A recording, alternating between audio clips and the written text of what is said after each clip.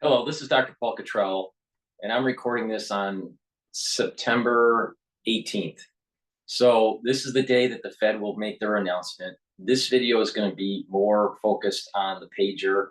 I might say some stuff about the market as it's developing. The market is open as I'm recording this. So I want to focus more on the pagers incident that happened yesterday that I didn't cover. So we'll do that. I did get a question from the audience about like how do you take your supplements? How, what's the duration and all this stuff. So before we begin, let me try to answer that question. It's a complex question. All right. It depends on what an individual wants to do. So I'll put it in different categories. For the ones that want to boost up their immune system, then you should be taking these supplements every day, all right, to boost up your immune system. The ones that are trying to reduce osteoarthritis, then you would do that for anywhere from 7 to 9 months, depending on monitoring the reaction to the protocol. In terms of the protocol for neural health, that would be every day. In terms of the protocol for cardiovascular health, to reduce plaque and to minimize additional plaque, that should be done every day. Now, if you want to do the anti-aging protocol, then that would be an everyday thing. Now, some people do like maybe 6 days on and then 1 day off. I don't do that. All right. Some people think that by doing that, you get better, better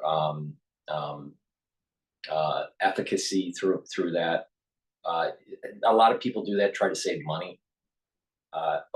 If that's the case, then try to save money by doing 5 days or 6 days on and then 1 day off or 2 days off to try to save money. I don't do that. All right. I do it every day. All right. For the anti-aging protocol. And the key here is to realize that you take the amount of supplements that you figure out how many supplements you're taking. All right. Most people are taking maybe about 5 or 6 supplements. All right. Most people aren't taking as many as I am. I'm kind of at the extreme side, but there are people that are even more extreme than I am. All right. So let's look at let's look at it from an individual that's only taking maybe 2, 3, or 4 supplements. You can just take that in one time. Some of the supplements you take twice a day. So obviously you take one in the morning and one in the evening or whatever. But you don't have to worry about the number of supplements that you're taking at any given moment. When you start getting beyond 5, then you have to start going, okay, should I take some in the morning, some in the afternoon, some in the evening? Okay. I take the numbers, the amount of supplements I take and the additional dosage that I take. I have to spread it out over 3 parts of the day. So I take some in the morning, some in the afternoon, some in the evening. That way I am getting the best concentration in my serum versus just taking them all at the same time.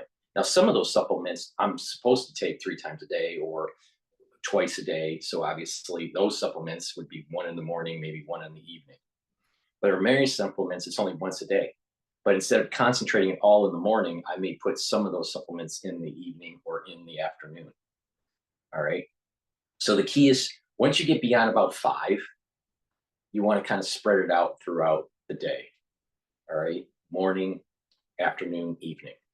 That's really the key here. And then drink water. Make sure you drink filtered water. And some of the supplements you should be taking with lipids, with lipids, like for example, vitamins that have that are lipid soluble. You should be taking with, let's say, food that may be a little bit oily or whatever, or milk. Drink it with milk or something like that.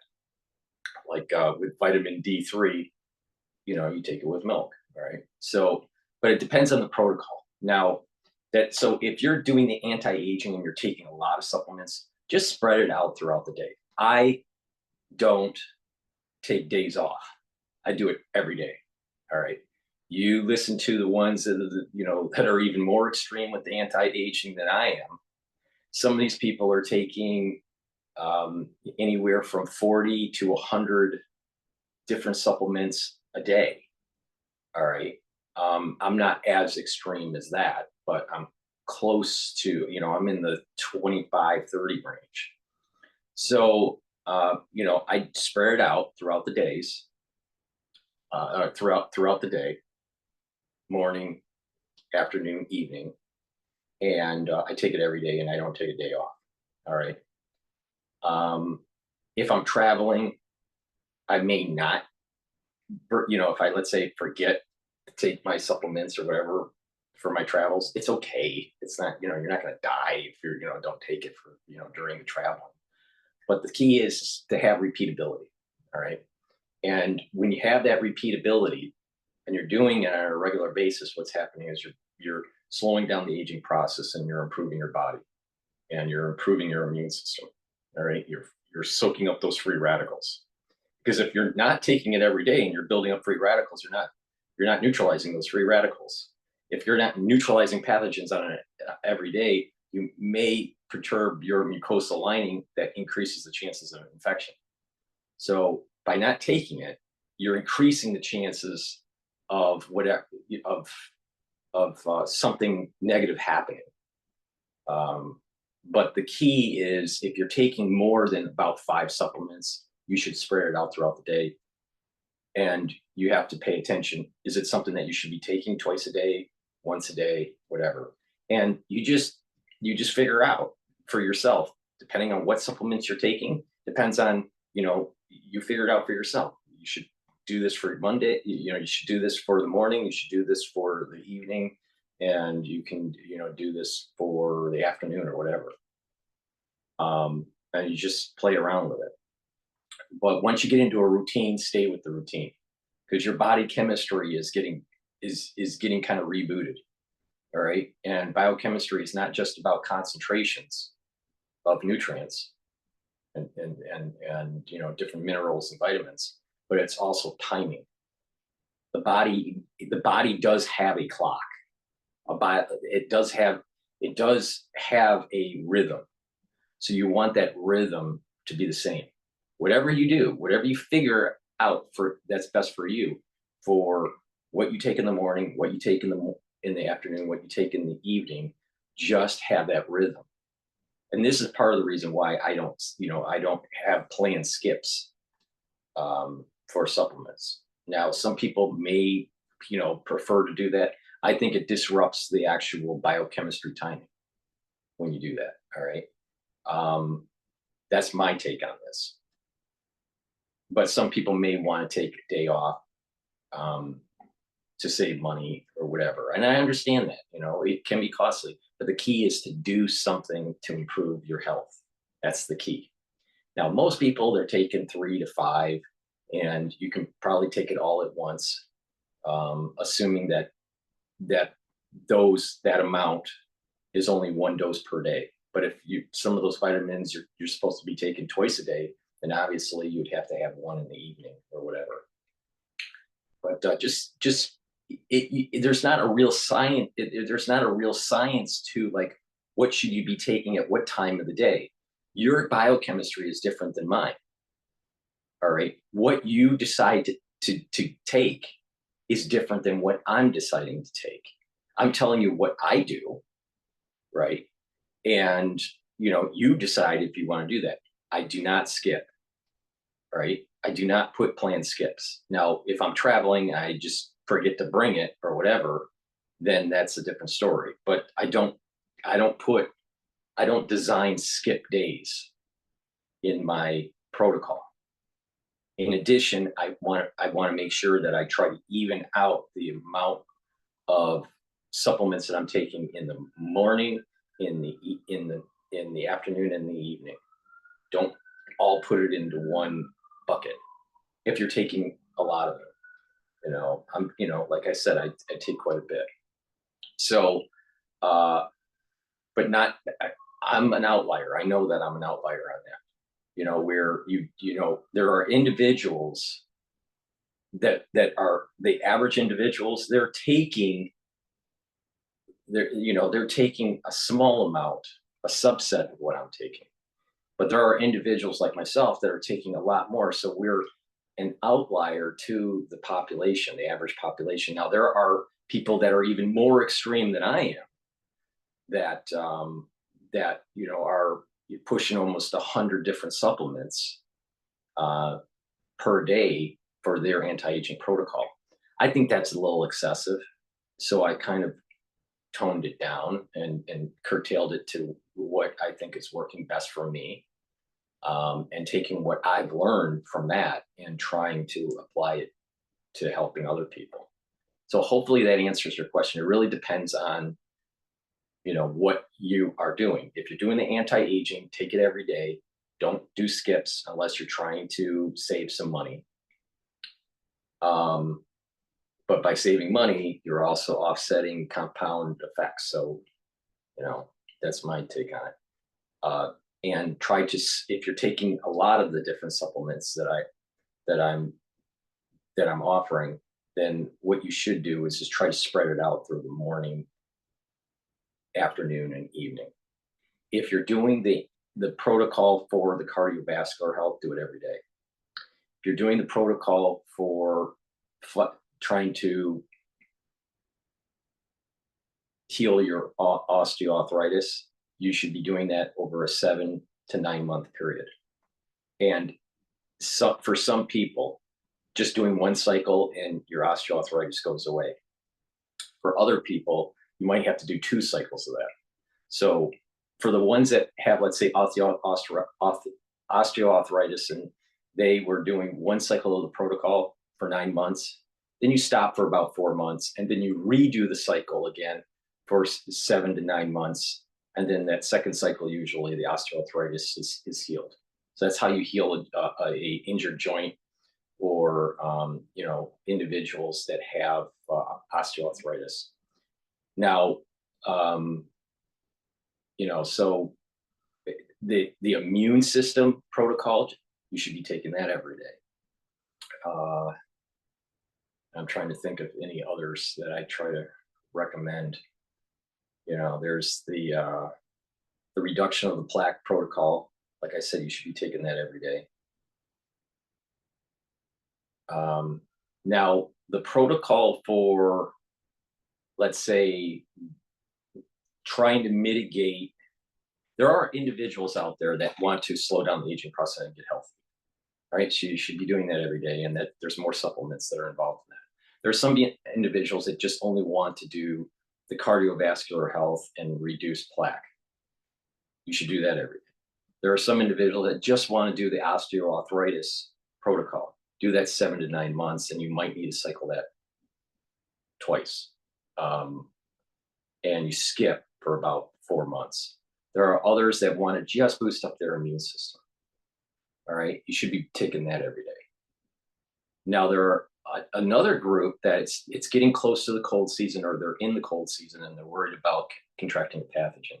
These individuals will only buy supplements when they feel as though they might get infected for whatever reason, either because of the news that's happening in your area and you're concerned, or it's the cold season and they only care about that.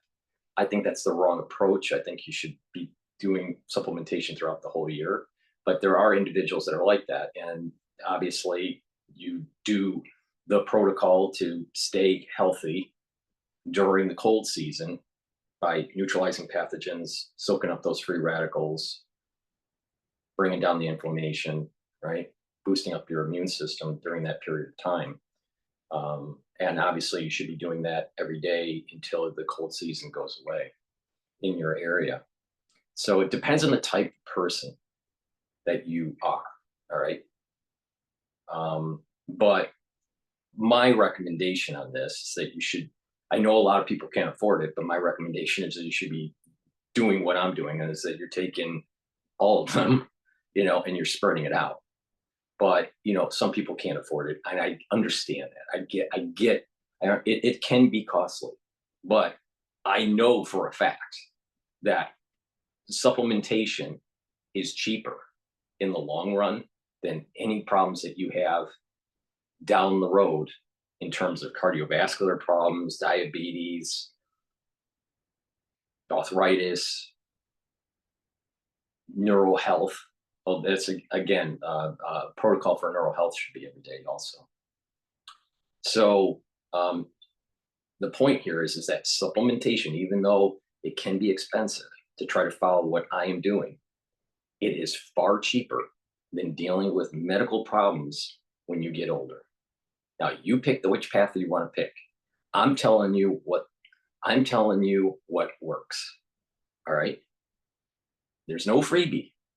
It's not for free, right? There's no free solution to this, but it works. And it's not just one thing, right? There's no silver bullet, all right? It's a combination of supplements stacked together, and I tell you how to stack it. And it also is, that repeatability. You have to repeat it, and then you're slowly healing. But you also have to do some other things. It's not just the supplementation. It's the proper diet, the proper exercise, filtering your water. Make sure that you do stretching. Make sure you do balancing exercises to stimulate those neurons. When you get older, you start having problems with gait and balance. There's a reason for that. So if you improve your neural health and you start doing exercises to help with muscle tone and balance, you're going to mitigate some of those problems. You have to train your brain. When we get older, we don't learn, we don't read, we don't write, we don't talk to people. We start getting in our own little caves and just and become hermits. So that's a problem, and you need to intellectually grow. And then mindfulness or spirituality is another component to it. Sleep. So proper diet, proper exercise, all these different things with the proper supplementation is going to help with healing your body and help slowing down the aging process. But if you're looking for a quick fix, there's no quick fix. There's no quick fix. Allopathic medicine doesn't give you a quick fix. If anything, over time, it's actually going to get worse for you. For example, let's say you have high cholesterol. Their quote quick fix allopathically is write a prescription for a statin. But long-term use of statins can cause side effects. You're going to have problems with your muscles. You may have some problems with your liver, with the metabolism. And there's some evidence to suggest that dementia is accelerated with overuse of statins, with the long-term use of statins. Well, why would you want to get on a statin when you can follow the protocol to lower your lipid profile by proper diet, higher doses of, let's say, like nattokinase and the omega-3s, all right, and olive leaf extract, lower the LDL, increase your HDL levels, start improving your cardiovascular health by doing a little bit of resistance training and some cardiovascular fitness. You don't have to run a marathon. And eat some oatmeal once or twice a week to excrete some of the cholesterol that's in your feces. And over time, what's going to happen is your lipid profile is going to go down. But some people go, well, I'll just eat oatmeal. You can only bring down the number of cholesterol points to maybe 6 to 12 points max by eating oatmeal. But most people are 30 or 50 or 60 points or even more higher than what they should be for their cholesterol. So eating oatmeal only isn't going to help. Cutting down diet may bring it down 5 or 10. So you have maybe 22 points max through just diet, but yet you're 60 points higher. That's why you need to take the omega-3 supplement at higher doses and nattokinase at higher doses to bring down the LDL levels and to raise the HDL levels. Then by working out, your HDL levels increase even more and your LDL levels go down. And over time, your cholesterol is much better and you don't have to be on a statin. Because if you have the high cholesterol, you're already causing the cardiovascular damage. Because you have high LDL and you're increasing the oxidation of LDL and causing plaque. So if you listen to the protocol, you don't have to get on the statin and all the side effects of the statin, let alone all of the damage that is caused by statins and high cholesterol. So go with diabetes.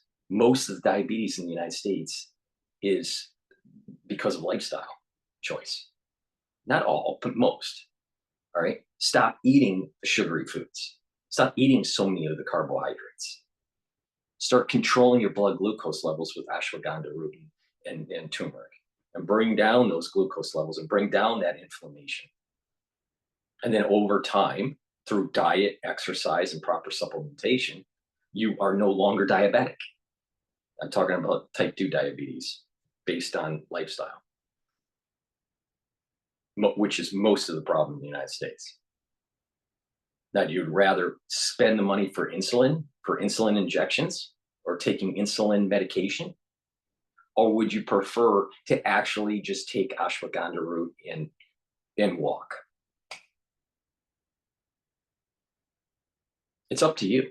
But diabetes is a serious problem that causes a lot of organ damage. It's up to you. You're going to be paying either way. You're going to be paying for supplementation, or you're going to be paying a lot more because of side effects of medication, allopathic medication, and the constant cycle of having to take that medication to control your diabetes or your cholesterol. I'm giving you solutions. There's no magic bullet. Any doctor that says there's a magic bullet, they're bullshit. They're not telling you the truth. There are side effects for these allopathic medications, especially long-term. And as you get older, your biochemistry changes, right? And they have to increase the dosage or adjust the dosage. Meanwhile, you could have done these different modalities with the proper diet and exercise and all this stuff and the supplementation, and you are not on that track. Now, it's up to you. Take what I'm saying and take the lessons learned from the anti-aging and the longevity crowd that has been doing stuff like this for decades, and the whole preventative medicine knowledge base, and apply it to your own life. Take charge. But if you think if there's a simple solution, there isn't. You have to. You have to be proactive. It's up to you. So hopefully that answers the question in a long form. All right. So please go to my store, the-studio-reykjavik.com, and help support my work. I provide thousands of videos for free, and that's through the help of people donating. So you can donate on my store, the-studio-reykjavik.com. The link is in this description of this video. And you can donate through Stripe, PayPal, or Buy Me a Coffee. On the homepage of my website, you just go to the very bottom and you can click the links and donate through Stripe, PayPal, or Buy Me a Coffee. You can also be a paid member to my Patreon channel. Higher tiered members get a little bit more benefits, and that is, you get different levels of access to my lectures on pulmonology and immunology. So you learn a lot, on how the immune system and the pulmonary system works. So that's a great way for you to support my work. Another way is to make sure that you subscribe to all my channels. I have 4 channels on YouTube. I have Brighteon, Bitchute, and Rumble. Please subscribe to all 4 of these channels. And also follow me on X and GETTR. Ask your social media to follow me so I can build a larger audience, so I can explain how to improve their health how to navigate through, some of the pathogenic crises that emerge, what's going on internationally and how to navigate it, and what's going on in the financial markets and the economy and how to navigate it. I'm pretty comprehensive on when I start talking about something, and I have a unique perspective. So please ask your social media to follow me. I need the help. All right. Now, what I'd like to do is play a video on the pagers. This video is focused more on pagers, but I'd like to plug some of the products that I have on my store. So structural nanosilver liquids, they neutralize pathogens. You just swish it in your mouth, gargle with it, swallow it. You take a teaspoon a day. If you're not feeling well, take a tablespoon or 2 a day. I have it in 3 different versions. I have a max 35, which is the 35 parts per million. I have a max 14. That's a 14 parts per million. And I also have this advanced alkaline structured silver. This is a structural nanosilver also. It's in a 35 ppm. This is a newer product that I have on my store. So get either one, take a teaspoon of it a day, swish it in your mouth, gargle with it 20 seconds or so, and then swallow. It's going to neutralize pathogens and maintain a mucosal barrier, really important. So do that every day. That's what I do. I do that every day. Some people may go, well, it's not, I'm not in the cold season, and I won't do that, and I only do it during the cold season. That's up to you. I do this every day as a protocol to neutralize pathogens. And the reason for it is that if you don't contract an infection, your body doesn't heal. Your body doesn't have to heal post-infection. That means that the body can heal other things because of just the normal aging process. But if you have an infection 2 or 3 times a year, it takes almost 3 to 4 weeks to heal that infection. And that's a minor infection, cold, minor cold. If you have a severe cold, it takes even longer, like some sort of, more serious bronchitis or whatever, or pneumonia, right? That takes much longer to heal. But just an average cold takes 3 to 4 weeks to heal. That means that the average person gets 2 or 3 colds a year, 2 or 3 sicknesses a year. They're somewhat benign. But that's 25% of the year that your body is trying to heal that tissue. Wouldn't it be better if that 25% was used to heal the body in other areas as you're aging? Now you understand why that when people get sick regularly, that they age faster, and a lot of times they get cancers. That one reason alone about the body needing weeks to heal even something benign is why you should be taking structural nanosilver every day. I've been taking structural nanosilver for over 4 years. All right, so okay. Now, what I also would like to talk about is the structural nanosilver drops and lozenges. The moment you start feeling an irritation in your throat, you need to neutralize that irritant, all right? If it's a pathogen, the structural nanosilver will neutralize that pathogen, all right? The secretions from the lozenges or the drops will surround the irritant and maintain a good mucosal barrier. That means that you're reducing the chances of further infection, all right, or getting an infection. But you need to catch it early.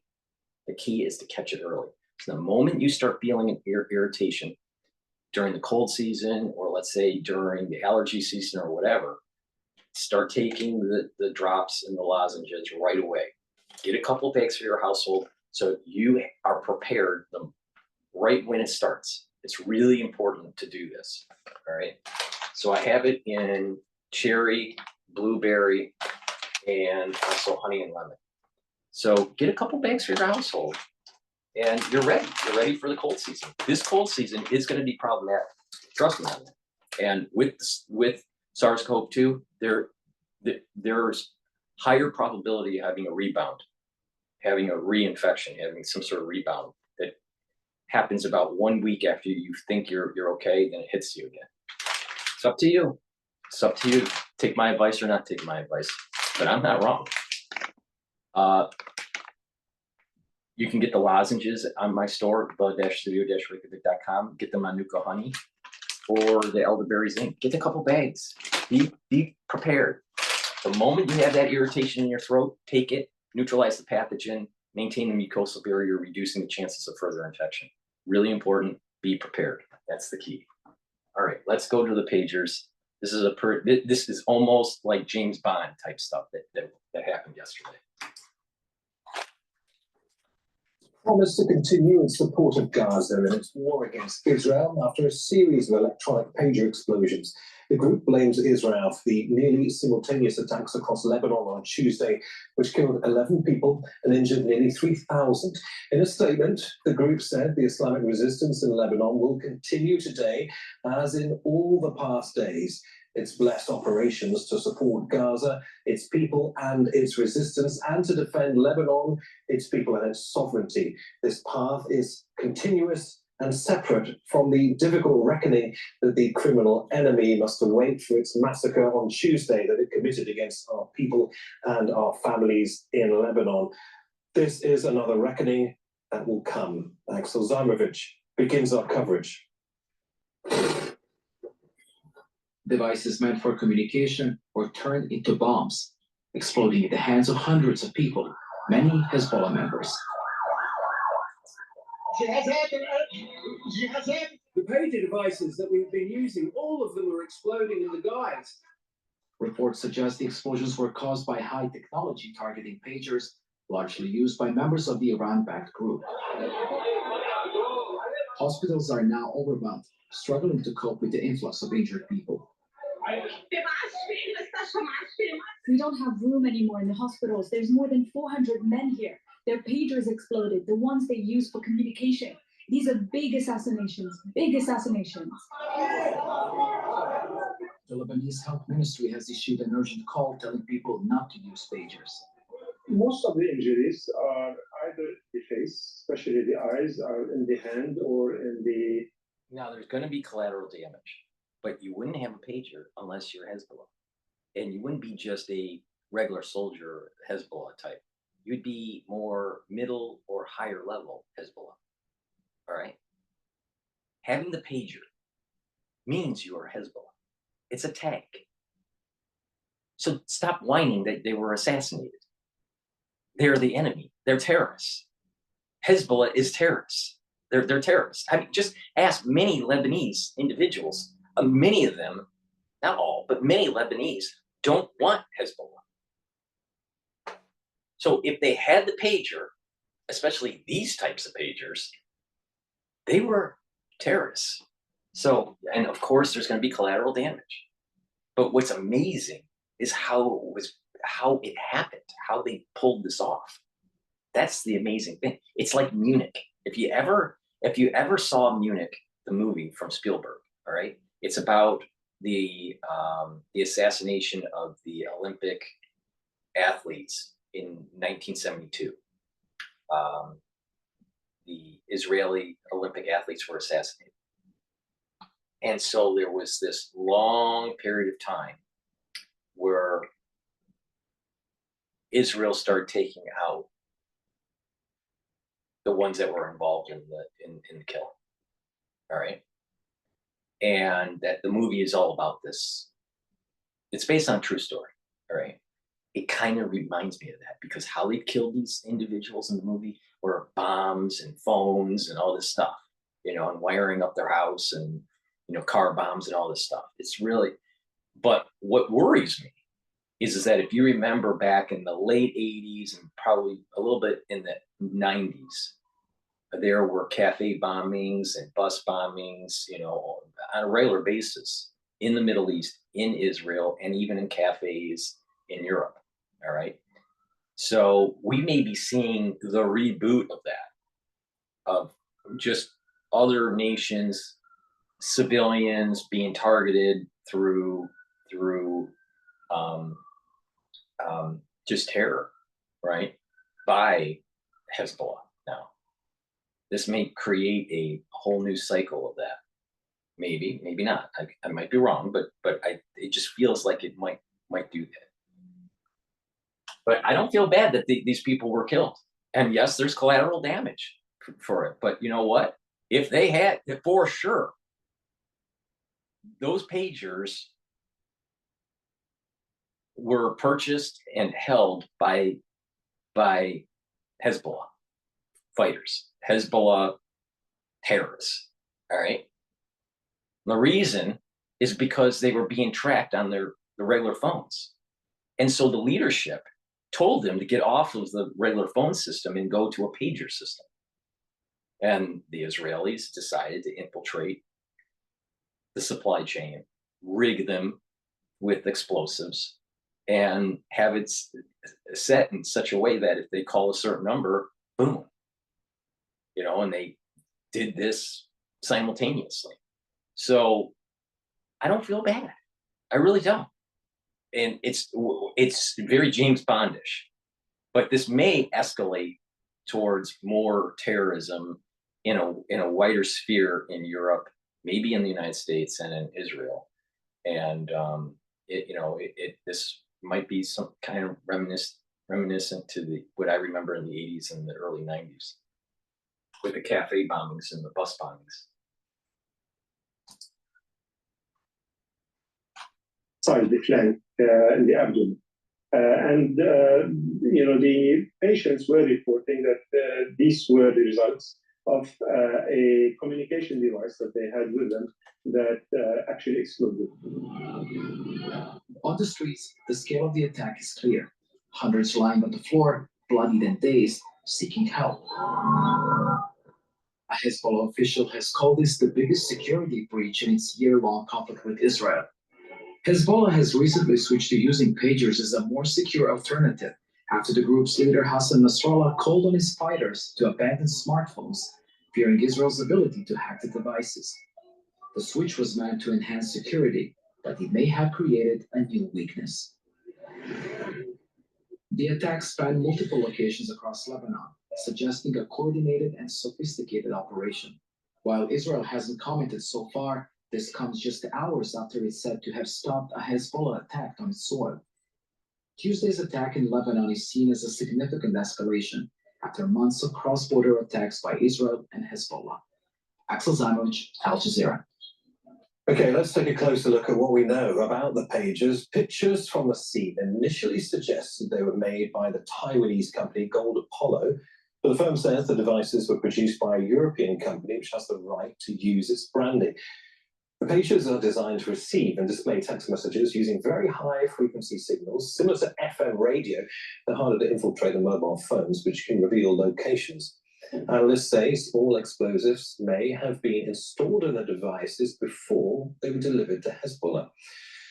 Well, the founder of Gold Apollo says the pagers used in the Lebanon blast were manufactured by a company called BAC, based in Hungary. Over the past 3 years, Gold Apollo established a long-term private label authorization with this agency called BAC, allowing them to use our trademark for regional sales. Our company provided label authorization to them. This is not a product of Gold Apollo. Okay, let's bring in Elijah Manier. He's a military and security analyst and joins us on the line from Brussels. Now, Elijah, maybe thanks there for are joining us.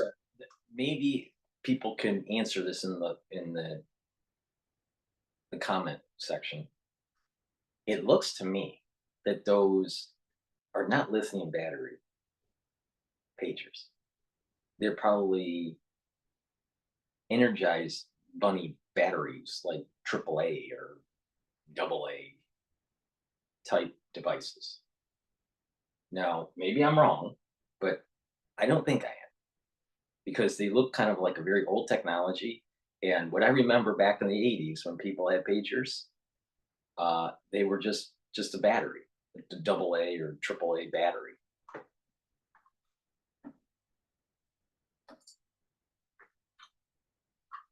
So, as I just said there, more details have come to light since we spoke in the aftermath of the attack. The pagers have been linked initially to that Taiwanese company called Golden Apollo that had licensed a firm in Budapest, Hungary to manufacture them. One Hezbollah source says they took possession of a shipment several months ago. But let's connect the dots here. Between Manufacture and delivery, something has happened here. Either they were swapped or tampered with, or what do you imagine has happened here, connecting all of these assumptions? According to the latest information from engineers and experts on the ground who have been examining the pager that did not explode, because there are many pagers that did not explode, and others that just burned or just exploded partially, and others exploded fully. Now we have the information that the explosive was embedded within the lithium battery, which is a very sophisticated and strategic method, particularly because it has a dual purpose of the lithium battery, providing necessary power to electronics while also serving as a potential concealment for explosive. But that's not the end of the story. It is not only an explosive in the lithium battery only, but also there were metal balls, including within and around the battery, because there is a small compartment that was hidden that allowed the explosive and forced it to propel these very small metal fragments out. My understanding of this, all right, is, there are different types of batteries. Let's say if you're working with, let's say, a cell phone, an iPhone or an iPad, there is a flat lithium battery, right, that can get hot, and there have been cases of fires. Then there are different types of like AA, AAA kind of batteries that can be just snapped in to a device, right, and taken out. There are different types of these batteries. Now you can get, let's say, an Energizer or Duracell lithium battery that is one of these cylindrical plug and play kind of batteries that I'm talking about. That's probably what was modified with explosives.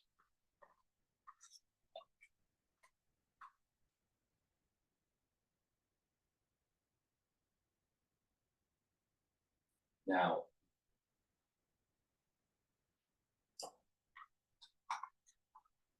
but significantly increasing the lethality of the blast. So the battery causing itself can also shatter into high velocity fragments upon the detonation, which contribute to the damage. This is why we've seen people losing their fingers, their eyesight, their kidneys, and others have lost their life. So we talk here about the pager that holds, that is held close to the face or to the body, and this is why with all these cuts and the high risk that caused by the explosion. Okay, I understood, Elijah. Let me take this a step further and say, well, look, if this was a sophisticated operation, it must have taken many, many hours and potentially many, many people to work almost on an industrial scale between the production of these pages and the delivery of them, and of course, to turn them into weapons. That is correct. It took actually 3 months for the shipment when it was held by the customs in a nearby country in the Middle East for the Israeli to come and swap it and change the component with the explosive and the metal ball. That requires a cooperation between Israel and other states to give them access to the goods and to give them. I wouldn't be surprised that Saudi Arabia was the warehouse. Enough time for them to work on a huge team to start putting in every single pager, and we're talking about thousands of pagers here bought and delivered to Hezbollah. The other thing is to take into consideration, it did not require a lot of intelligence for the Israelis to understand that one shipment of thousands of pagers are designated to Hezbollah most probably, and this is why they had all the time in the world, because Israel is assisted by most of the countries around the world, not only on the intelligence services level, but also the facility to have access to goods that are not designated to Israel. Yes, indeed, they needed a full team manually implanting every single bomb and then linking it to the electronic circuit. There is at the same time another theory that this was a so-called use it or lose it moment for Israel, that the operation may have been close to being compromised when the decision was made to execute it. What do you make of that? I don't think this is very plausible, because otherwise Hezbollah would have raised the alarm and asked all the members who have this pager to bring it back or to drop it, as they have done after the first minutes of explosion. There's one small detail that I would like to add. The way Israel wanted to inflict serious indiscriminate damage on the carrier of these pagers is because they have also introduced a small delay in the explosion, giving enough seconds for the holder to hold it in hand. So for that, they triggered the explosion after a few seconds, making sure that most of the people who will receive the message will explode either in their face or next to the heart if they have it in a pocket in their shirt or in their next to their belt. So we understand the intention here is not to look after the civilians that should be protected, but also to make sure that these explosions are happening everywhere, in the middle of the street, on a bicycle, on a motorbike, in a car, everywhere. Elijah, before you go, I want to ask you this, because Israel appears with this attack to have played a hand here. There's no going back from this. I mean, Israel's enemies, of course, will be more circumspect about their devices going forward, surely. Is that to Israel's benefit or detriment, do you think?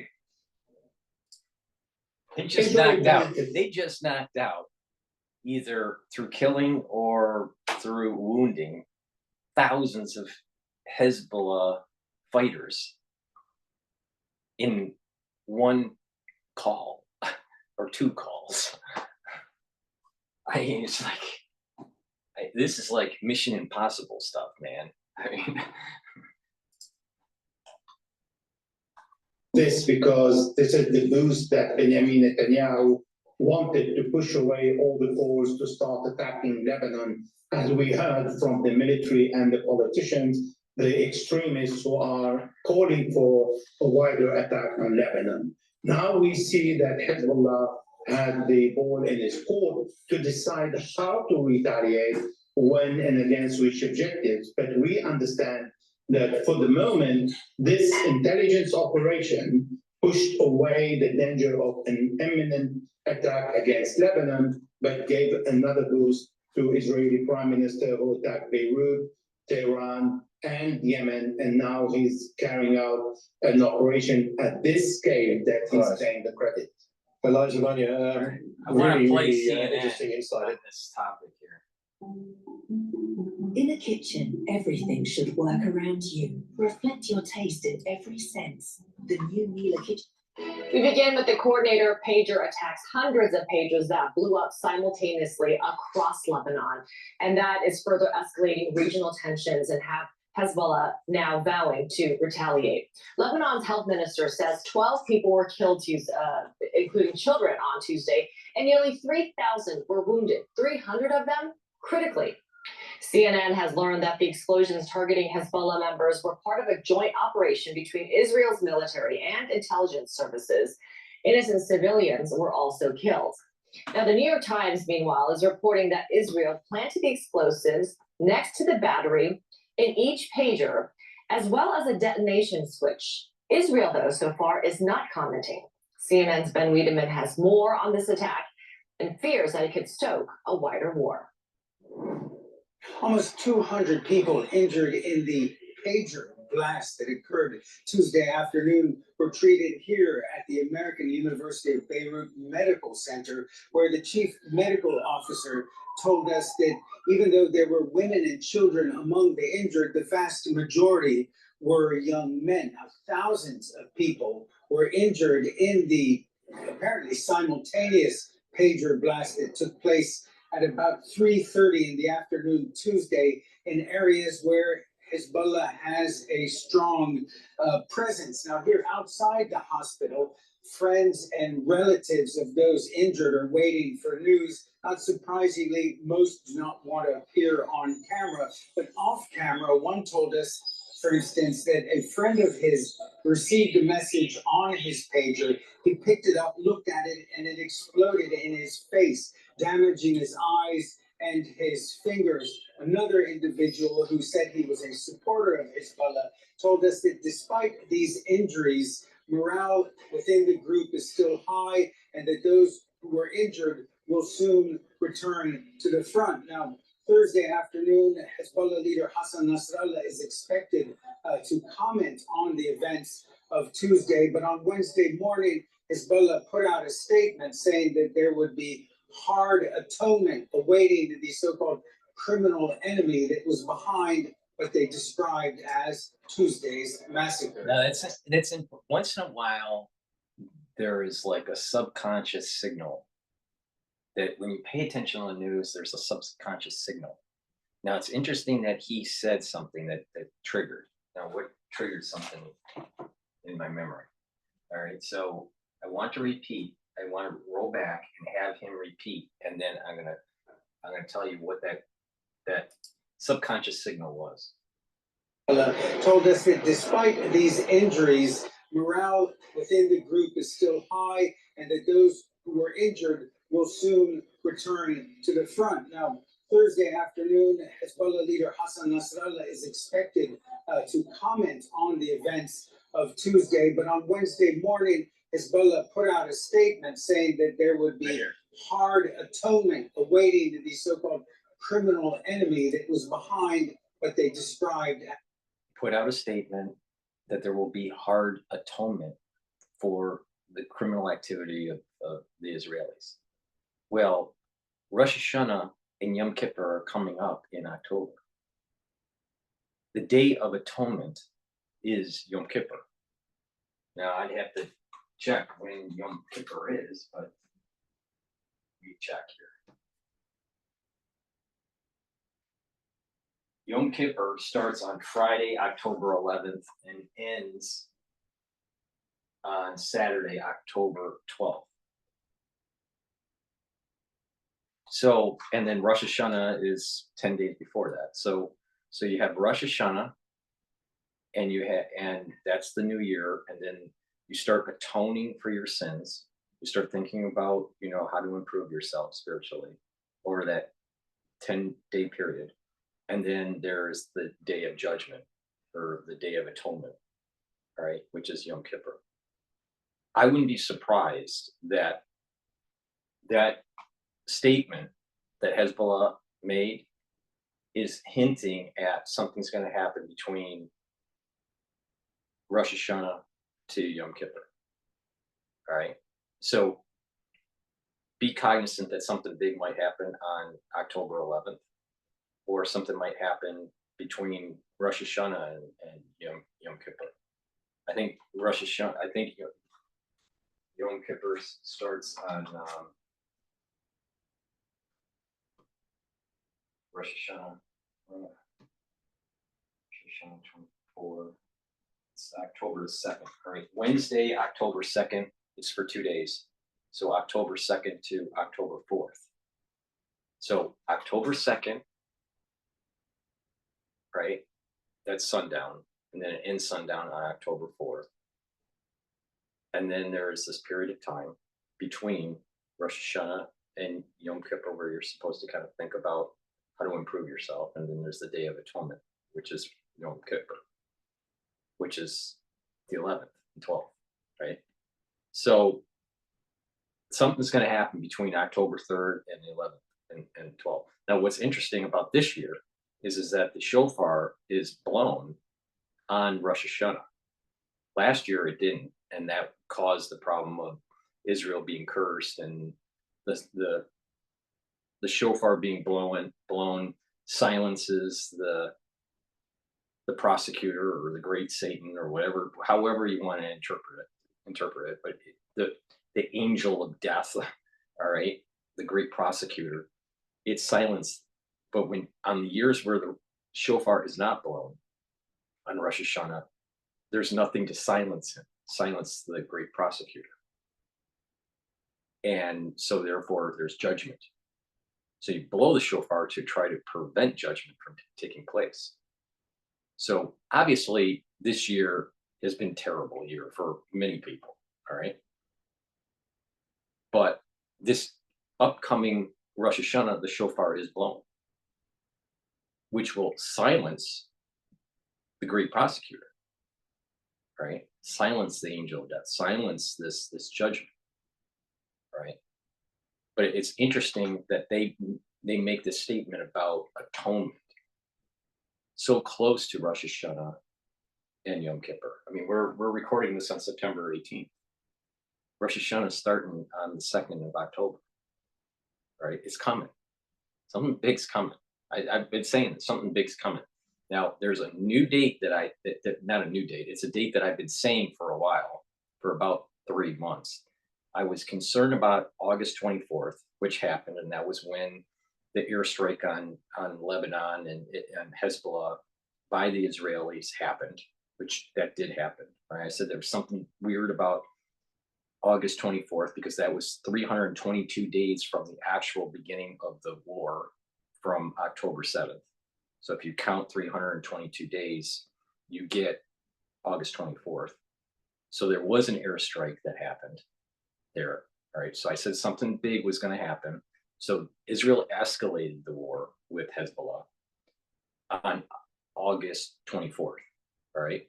I didn't know what was going to happen, but I said that date was important because it was the 322nd day from the start of the war. Okay, so something did happen that was significant, and that was the airstrikes. I also said that there's another date that I was concerned about, which is September 24th. Now, September 24th is coming.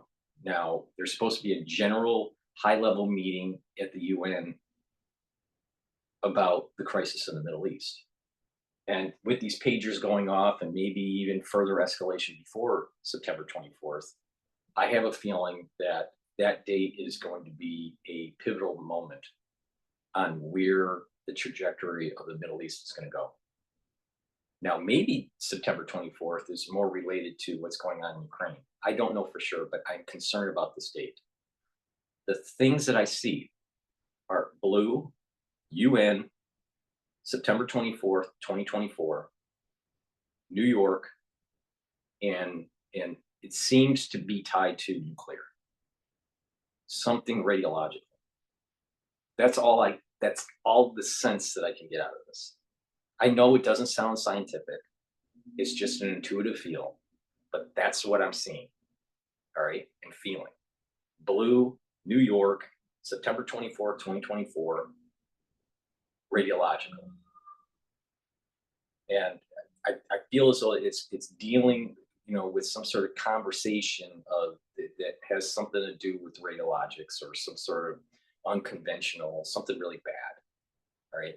So September 24th is a key point. Now, maybe there's no kinetic part to September 24th, and it's all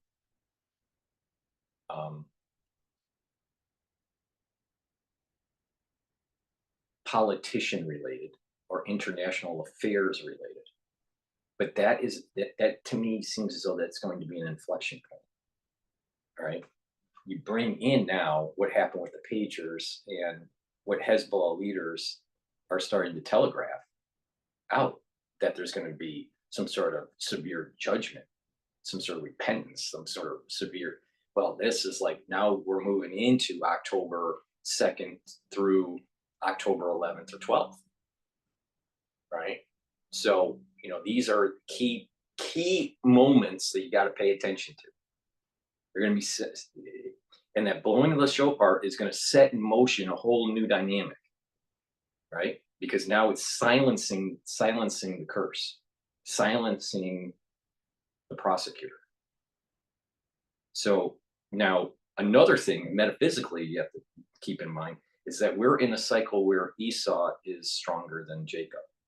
So Hezbollah, Hamas, Iran, their soul root is going to be stronger than Jacob's soul root.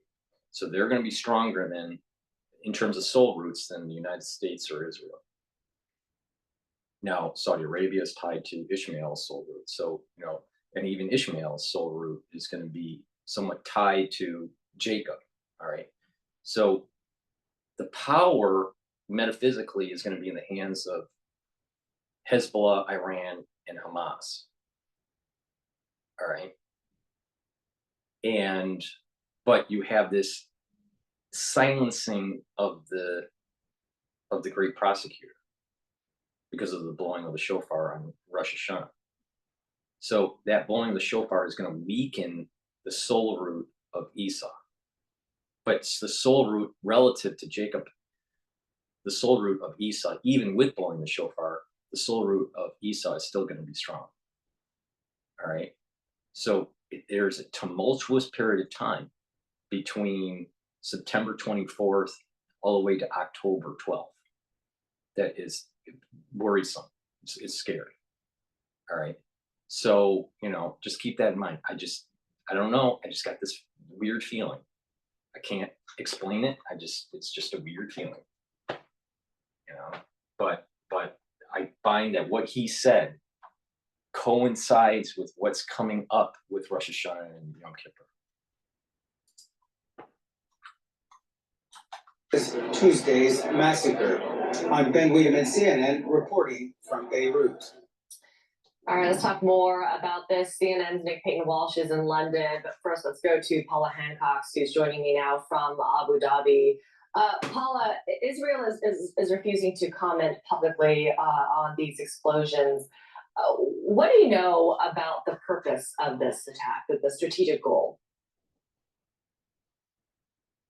Well, Amra, the goal that Israel would have and always has had is to debilitate its enemy, to make it impossible for Hezbollah to be able to fire missiles into northern Israel and to really cripple the organization. Now, what we've seen is that there are 2,800 injuries. We don't have a breakdown of how many of these are Hezbollah fighters versus how many are innocent civilians. What we do know is that at least 2 children are among the dead at this point.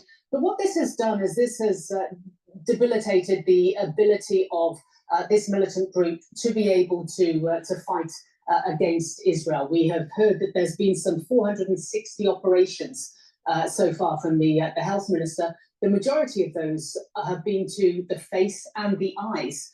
So certainly critical injuries that are going to prevent militants from being able to fight in the near future. And of course, they've also taken out one of the very basic ways of communication between these large numbers of fighters. So, and what they've also done is instill a sense of paranoia amongst this group. Who can they trust?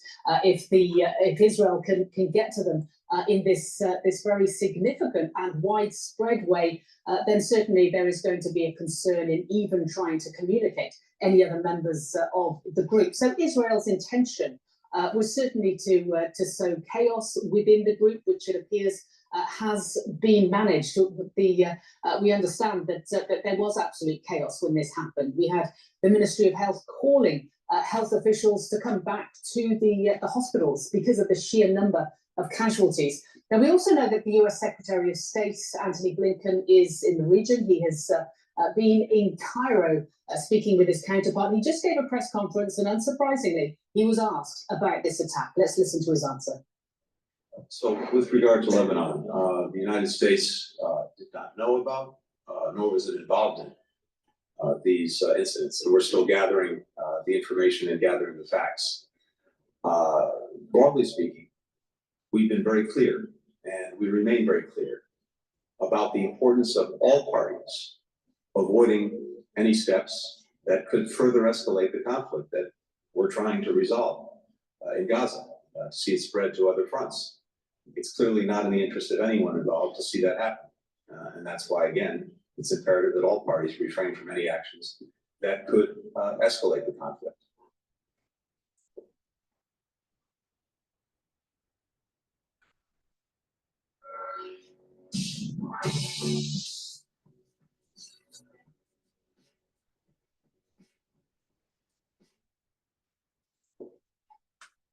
Back in Lebanon, we know that some hospitals are still operating at overcapacity, given the mass casualty events that this has become. We also know that others in the region are sending in medical supplies, Iran, Iraq, Jordan, all offering their help and sending in supplies to help Lebanon through this time. Amra? Nick, if you will, can we focus a little bit on just how Israel, thank you, by the way, Paula, to Nick down in London, just how Israel was able to carry out such an attack. I mean, this was a highly complex, on a really large scale, and it required infiltrating the supply chain, getting to these pagers before they were imported into Lebanon.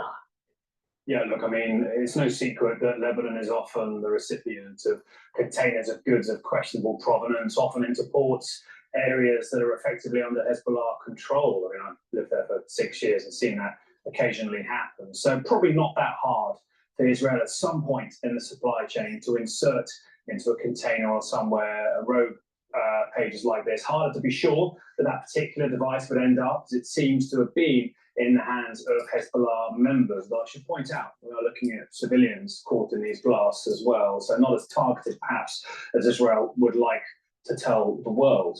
But these pages, the gold Apollo AR924, made by a Taiwanese company who say themselves they have no records of direct shipments to Lebanon, and in fact, indeed, that model, one of a number that were part of this parent shipment, were sent to a Hungarian company called BAC. And so it's unclear at this stage exactly when in this supply chain the Israelis, who haven't claimed this publicly, but CNN has learned, carried this out in a joint Mossad and Israeli military operation, how they intercepted these devices. And according to reporting in the New York Times, implanted a small amount of explosive near them. How did CNN find that out? CNN's real special. That, you know, they're just a gumshoe journalist. Yeah, right. True. Now, the presence of some kind of explosive would explain the significant blast that we've seen in multiple videos. That's not really a lithium battery that this device's instructions suggest fuels it. Exploding after a cyber attack, it's clearly something more significant. So we're looking really at thousands, 5,000 potentially, pages individually tampered with. That is an enormous operation, and one that the Israelis must have been fairly sure of the success of in terms of its final end user for each device to have attempted something like this. But be in no doubt, it is extraordinarily embarrassing for Hezbollah to have the very low-tech devices that they've reached out to avoid the smartphones, which appear to have assisted Israeli targeting over the past months, to have those very devices targeted themselves. And right now, you're going to have a militant group that are desperately trying to work out how they can speak to each other safely, who of their number is unharmed, who is potentially functional. There are a lot of injuries to hands and eyes. And at this point, we know of 12 dead, but I'm sure too we may learn that number rises, and maybe we'll hear more about how many Hezbollah figures themselves were killed or wounded in all of this. But it brings a larger question here, Amara, as to exactly the timing of this. We've seen diplomacy really struggling, certainly Israeli officials asking whether or not there's any room for diplomacy at all, and hinting that the military solution is all they have left. And hours later, we see this extraordinary, unprecedented attack across all of Lebanon, but particularly against their main Iran-backed enemy here. And so is this a prelude to a wider Israeli operation, or is this a message in itself to Hezbollah to say, look, we can get you wherever we like, whenever we like, on a pretty substantial scale, still deeply escalatory in a region where many had hoped in the past week or two things had calmed? Yeah, what will the impacts be of this in the region? Really an extraordinary attack. Nick Payne-Walsh and Paula Hancox, thank you. This is what I've been saying since October 7th when I've been covering this issue. And that is that this is going to be a larger war. It's not just Hamas. It's going to be Hezbollah and Iran. And there's going to be a larger regional conflict that emerges out of this. Please go to my store, the-studio-reykjavik.com, and get the ashwagandha root. This helps to control your blood glucose levels.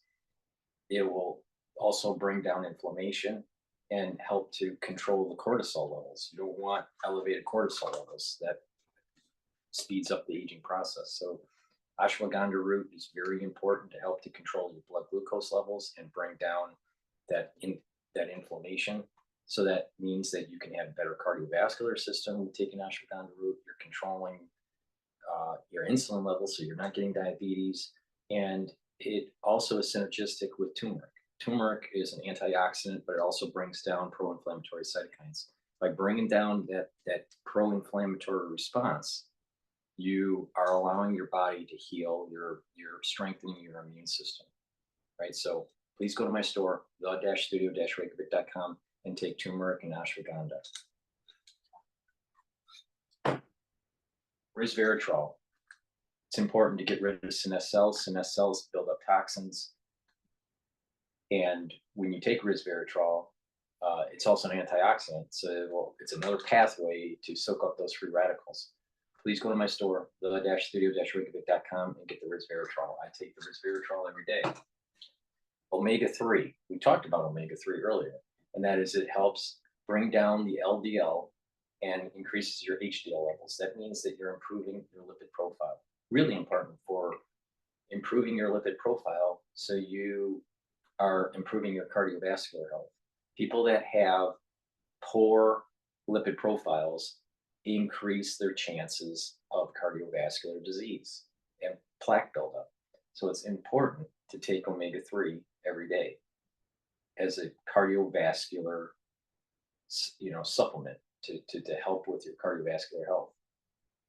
It also helps to prevent blood cells from sticking. And people have clotting issues now. So take omega-3 to slow down that clotting problem. It's also synergistic with nattokinase. And nattokinase is a supplement. I have it right here. Nattokinase you should get from my store, the-studio-reykjavik.com. Take it every day. Nattokinase helps to break up clots, and it also, at higher doses, will bring down LDL levels and raise your HDL levels. That means that it's in a different way, a different vector. You're improving your cardiovascular health by taking these together. You're preventing clots, right? And you're lowering your LDL, and you're raising your HDL levels. So by taking this regularly, you're reducing the chances of having to be on a statin. So please go to my store and get the nattokinase. Clarity factor, really important to get rid of that brain fog so you can concentrate at work or in school, keeps those dendrites connected, and gets those neurons firing, right? With those dendritic connections, right? Maintaining those connections between neurons and having those neurotransmitters firing, you're going to strengthen the bonds, and you're going to improve your memory, and you're going to improve your cognitive function, right? You're going to be thinking faster. You're going to be able to coordinate your muscles better. You're going to be able to, with better neural connections, you're going to be able to have better balance. So you're slowing the aging process of just the normal neuron aging. You're slowing that down. So by taking clarity factor, you're allowed to focus. It's helping you focus. It's getting rid of the brain fog, and it's keeping those connections. It's synergistic with things like C60 and neuroprotectors like NAD+ and ubiquinol. Because when you take this and the synergistic ones, you are boosting up the mitochondrial health, and you're protecting the neurons. So what's happening is you're slowing down that aging related degeneration of neurons. All right. So it's an anti-aging protocol just for your neurons. So taking clarity factor with ubiquinol and NAD+ and C60, you're soaking up those free radicals, and you're helping boost up the mitochondrial health. The mitochondrial health is important for the neuron because it's creating the ATP. You need ATP to help produce the neurotransmitters. All right. Well, if you are low on neurotransmitters, then the neuron connections just recede, and you think slower, and your memory goes away, and eventually you start having problems with your muscles and balancing. Now you understand this whole process to try to mitigate it. So take clarity factor and stack it with ubiquinol NAD plus C60 for good neural health, to maintain that good neural health and to improve it. And you can improve it additionally by doing balancing exercises, getting a little bit better blood flow to get nutrients to the neurons. You know, some resistance training to activate those neurons that stimulate muscle, and you know, learn things, new things, read, write, talk to people. Neural connections start to, you have a neuroplasticity even when you're older, positive and negative neuroplasticity, meaning that you can build connections and you can have them recede faster depending on what you do. If you're just going to atrophy and not learn, your neurons are going to start to wither away.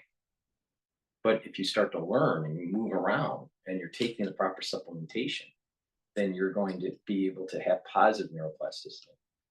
So please go to my store, the-studio-reykjavik.com. So we were talking about NAD+. NAD+ is a supplement that's new on my store that will help to boost up your energy levels, but it also helps to repair DNA damage. So you, over time, you may be developing DNA damage and you need this supplement to help to boost your DNA repair mechanism. All right, so that's important. In addition, it's neuroprotector. All right, so it helps to it helps to improve neural health. That's why it's synergistic with clarity factor. Now you can have DNA damage in your neuron. Well, you're going to need NAD+ to help to repair that. So in addition, it helps with neural health. So it's synergistic, but not just does NAD+ help your neurons, it also helps your other cells in your body. So we have DNA damage, especially when we get older, and we need a little help with trying to repair that. Take the NAD+ to boost up your energy levels, to repair your DNA that needs to be repaired, and to help to protect your neurons. Go to my store, the-studio-reykjavik.com. All right, there was an incident as we're recording of another pager explosion. All right, so I'm going to go to the BBC with this breaking news announcement. We're hearing the latest from our correspondent Hugo Bitchute, who's there in Beirut. We were hoping to talk to Hugo. We will in the next few minutes, but the communication is slightly interrupted. But he has been telling us there has been at least one blast in southern Beirut. He says it's around a Hezbollah stronghold as crowds gather for the funeral of 4 of the victims of yesterday's attack.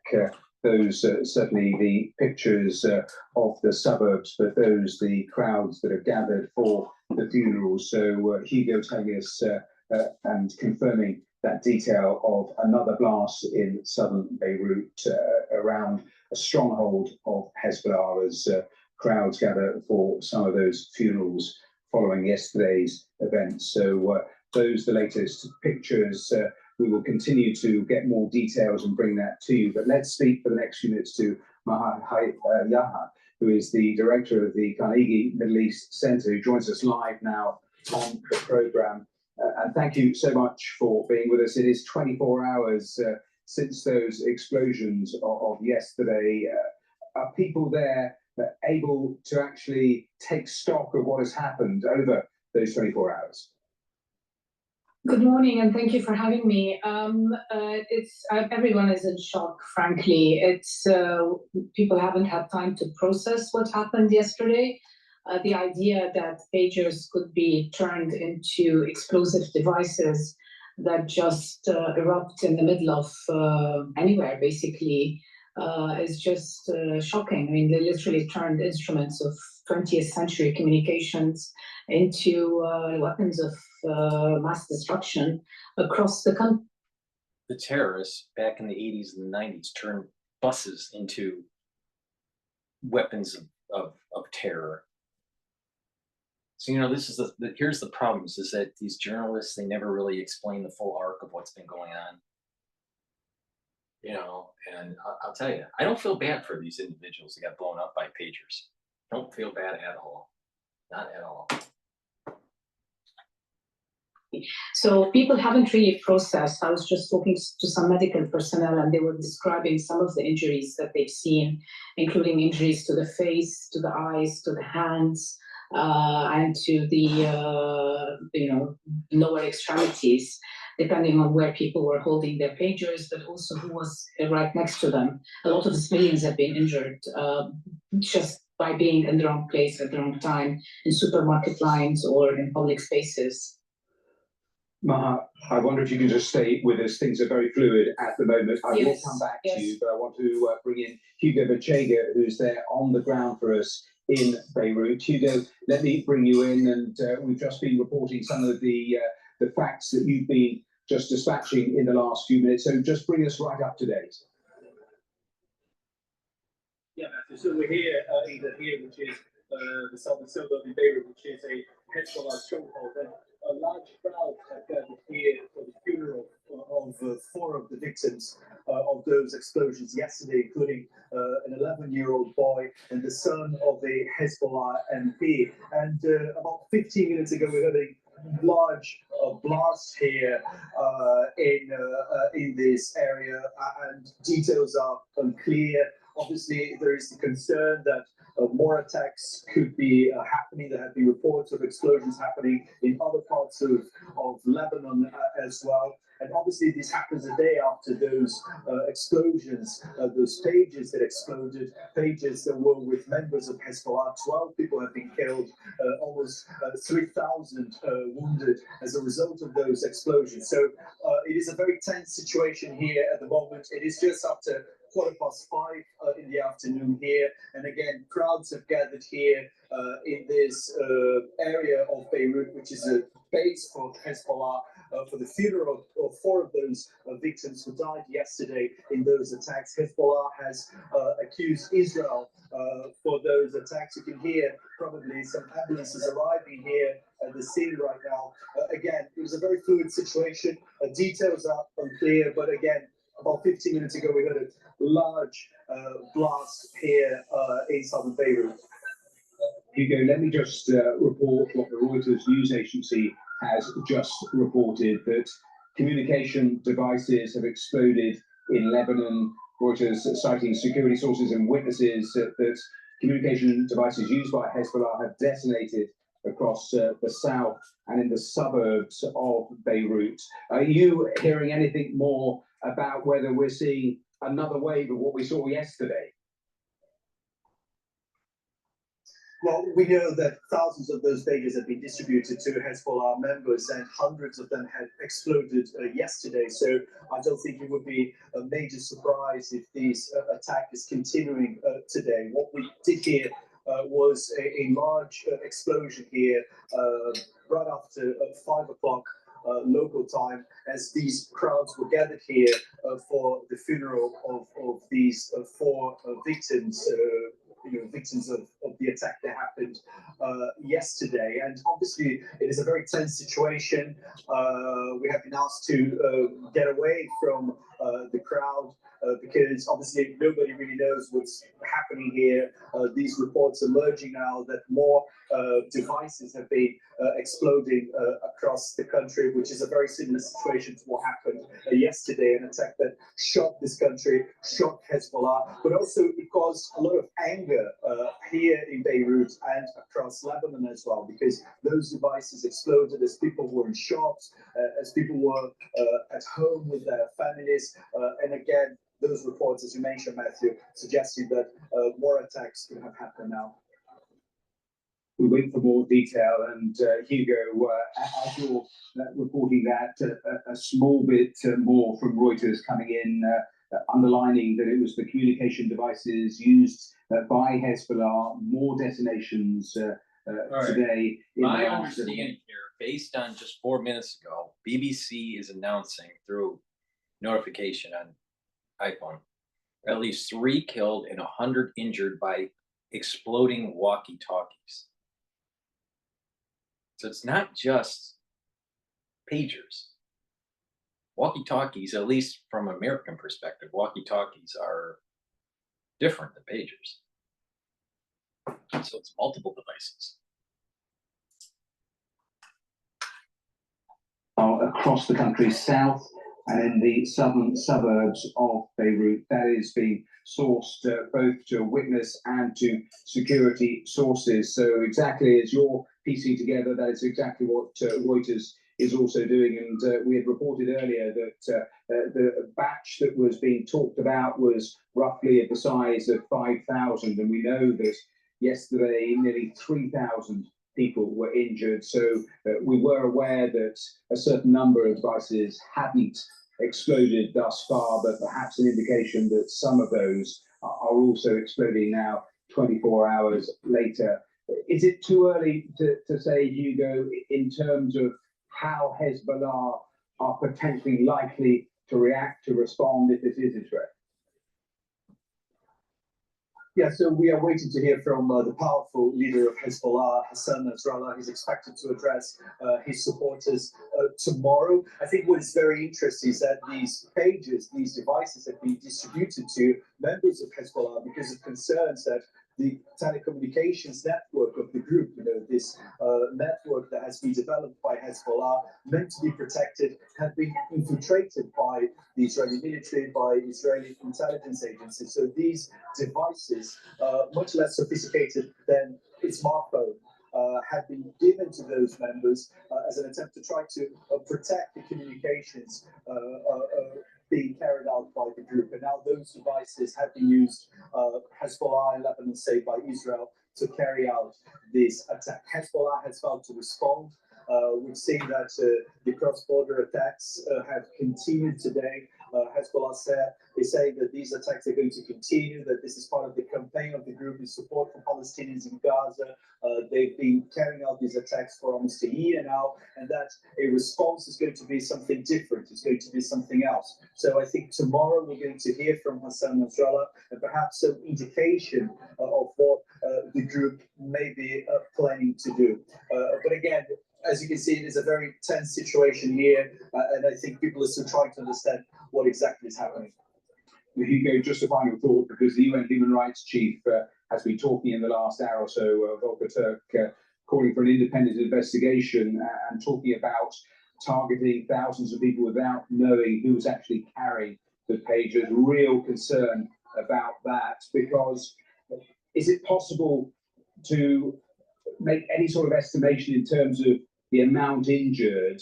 What proportion were Hezbollah and roughly what proportion were just civilians in the vicinity? Well, we had an update this morning from the Lebanese health ministry, and 4 of the victims, 12 people have been killed in those attacks. 4 of them were healthcare workers who happened to be with those pages. A girl aged 8 and a boy aged 11 were also killed in those attacks. And it seems, according to reports here in Lebanon, that the girl was killed when she was taking. Let's ask the question, are those healthcare workers Hezbollah or just typical Lebanese citizens that happen to be a healthcare worker? Because I'm sure, because of what Israel's doing to Hezbollah, that Hezbollah needs some healthcare workers. This pager to give it to her father. And obviously, these detonations happen after those pages received a message that was believed to have been sent by Hezbollah. So all these devices exploded at the same time. And we heard from the Lebanese authorities that almost 3,000 people were wounded. More than 400 surgeries were carried out since the attack happened. Many of them related to eye, face, and hand injuries, and also amputations, because obviously these devices exploded as people were checking the messages. So this is the update that we had earlier this morning. It gives us a sense of the scale of this attack. And again, 2 children among the 12 killed as a result of those explosions. All right, so we're going to go to Times Radio about Whatever this company new you incident. run, you can manage it with Monday.com, even if it's low-cost time travel, efficiency, visibility, and seamless. Before we do There is that, just a bit of breaking news. please go to my store, the-studio-reykjavik.com, and get the probiotic. This is a powdered form. I also have it in a veggie cap form. So please go to my store and get my probiotics. It's important to take probiotics to improve your gut health, to reduce inflammation, to have a better communication between your gut and your liver for metabolism, and a better communication between your gut and your brain. Poor gut health can affect your brain, your mental health, and the functioning of your neurons. So it's really important to have good gut health. So please go to my store, the-studio-reykjavik.com, and get the probiotics. This one's a powdered form. It has a little scooper in it. You take a scooper a day, mix it with your food or with water. Or you can take the veggie cap form. Take vitamin D3, very important. It's a gene expression cofactor. You need vitamin D to help express certain types of genes. In addition, when a cell is infected, it needs to go into apoptosis. Vitamin D3 helps for that cell to go into apoptosis. In addition, vitamin D3 helps with absorbing calcium. So please go to the store, take vitamin D3 every day. I take 2 soft gels a day. I take one in the morning and one in the evening. Vitamin C, important to take every day to help with your skin, but also to help with your immune system. If you're not feeling well, take a double dose during the cold season, all right? So please go to my store, take vitamin C every day. It's very important. And I have a great product that's a dual purpose product. It's olive leaf extract. It will help to improve your immune system and your cardiovascular system. How? Olive leaf extract lowers inflammation. It's synergistic with turmeric and ashwagandha, and it will help to bring down those pro-inflammatory cytokines, right? And help the immune system to heal, right? The whole idea is to boost up your immune system by reducing chronic inflammation. In addition, this olive leaf extract not only brings down the inflammatory response in your vascular system too, but it will help with lowering LDL levels and help to increase your HDL levels. So it's a dual purpose product. It's great if you want to improve your immune system and improve your cardiovascular health. So please go to my store, the-studio-reykjavik.com, and take the olive leaf extract. Very important. It's a dual purpose product. Take it every day. I'm telling you, people's immune systems are trashed, and most people in the United States have poor vascular health, cardiovascular health. So you need to start taking supplementation and trying to reverse these processes. And it's possible to do if you listen to me. All right, so please go to the store and get the olive leaf extract. I've partnered up with Rainbow Herbals, and we've created these great deodorants. We have the peppermint, lavender, and tea tree, and the citrus. These are made from essential oils from the Himalayas, and it's a dual purpose product. Not only are they deodorants, but they'll help to detoxify your body. So they're all natural ingredients, has no aluminum, no baking soda in it. Please go to the store, get a couple bars for your household. It's for males and females. Get the deodorant either in peppermint, lavender, and tea tree, or the deodorant in citrus. It's a dual purpose product. Get a couple bars for your household. It's for males and females. It's the best deodorant bar that you're going to be able to get.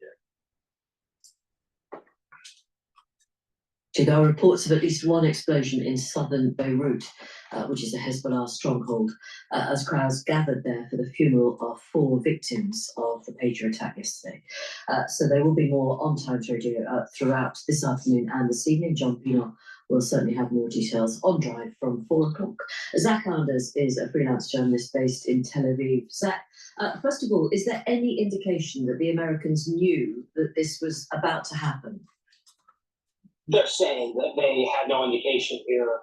You would find it hard-pressed, the Mossad, if this was to do them, and I mean, we should at this point just assume that it was. There's really nobody else with the capability to perform such an action.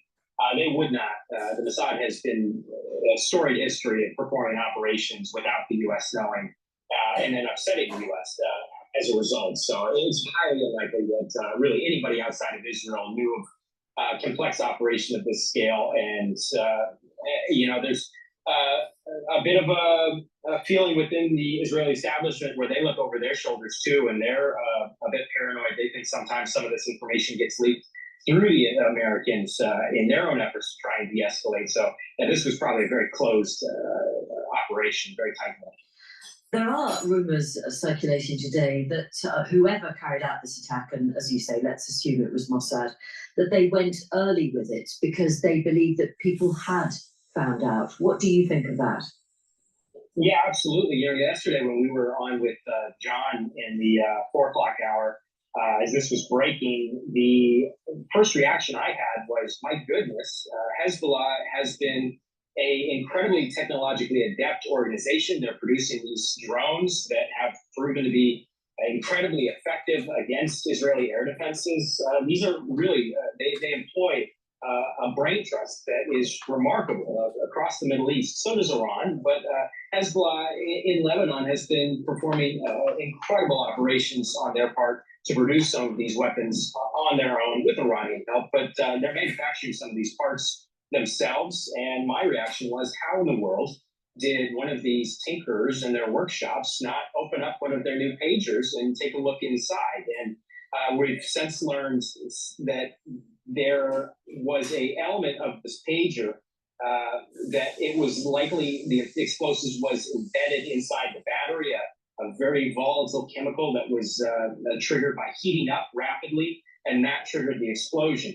I'll take a step back here, and I've just seen so much online with the discourse on social media, people reacting as though, my goodness, our cell phones can all do this, our cell phones can explode in this manner. No, there's no way that you can get a cell phone battery to explode in this manner, let alone a pager battery, which is going to be much smaller and cause gaping flesh wounds deep inside the hips and into the bones of some of these men, hands blown off.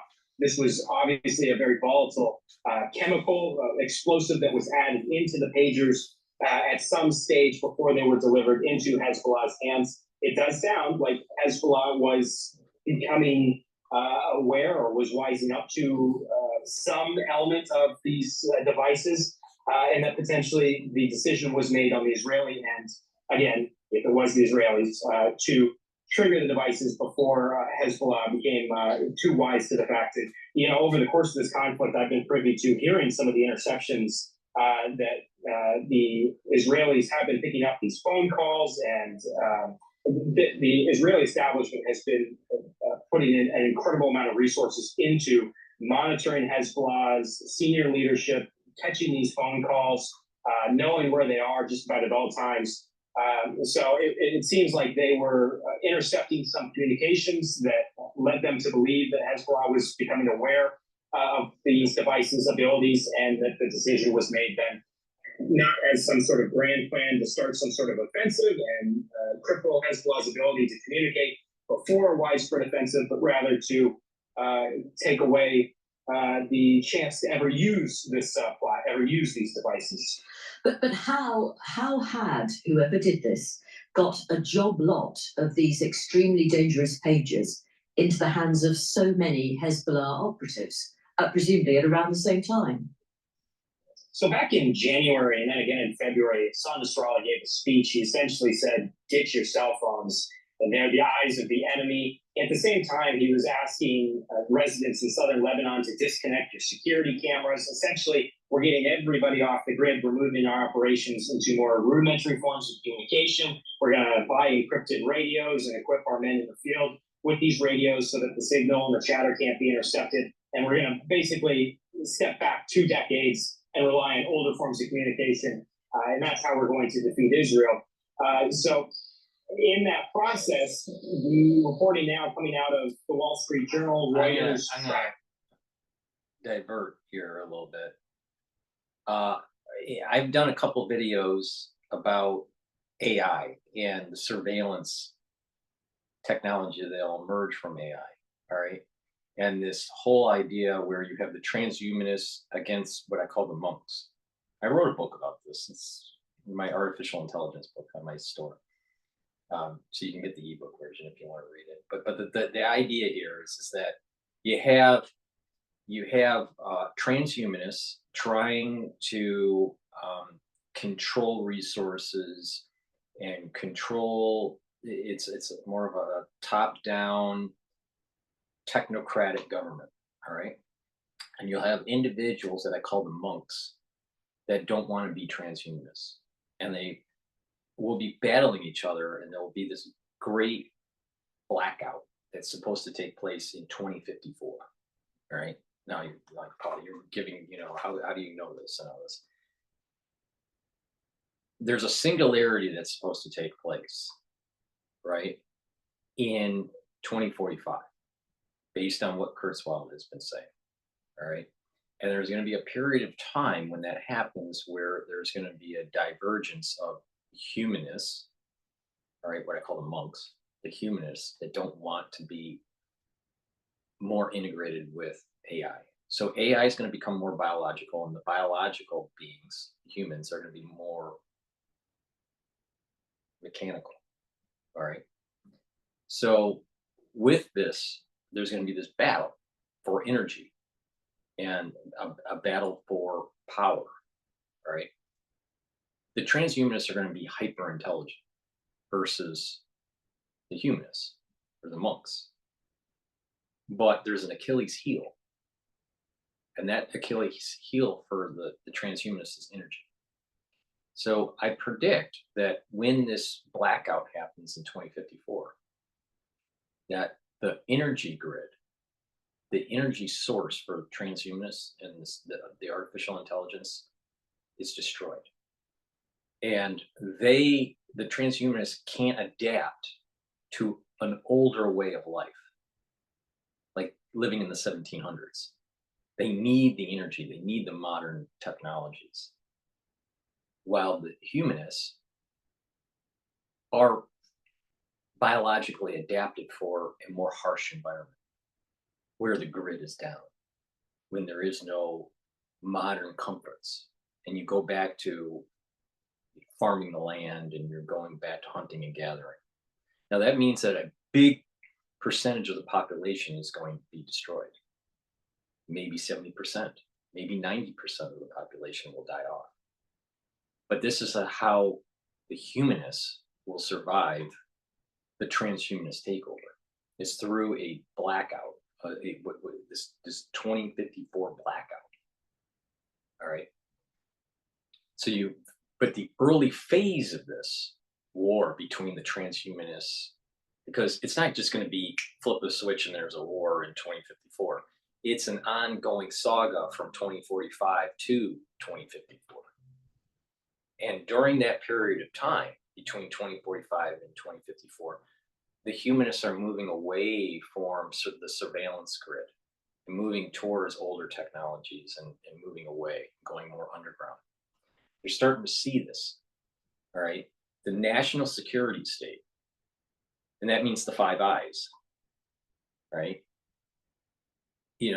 Israel and the United States and Britain, all right, they have lots of capability to surveil you.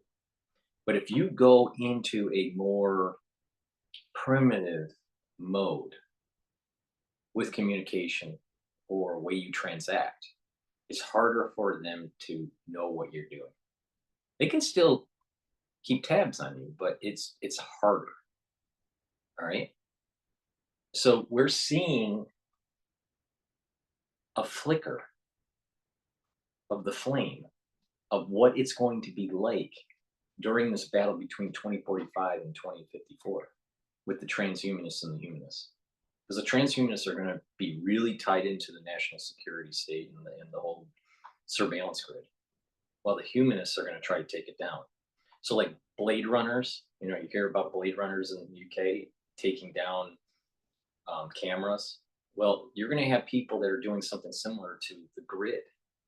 These, 5G, 6G, 7G, 10G type situations. They're going to be taking those things down. They're going to be taking down the cameras.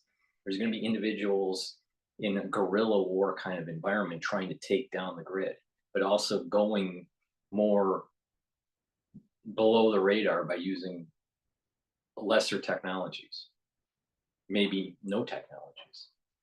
So the point here is we're seeing the glimmer of it. All right. Hezbollah is going to pagers. Blade Runners are trying to cut down the cameras. These are early modes of action that we're going to see more prevalent between 2045 and 2054.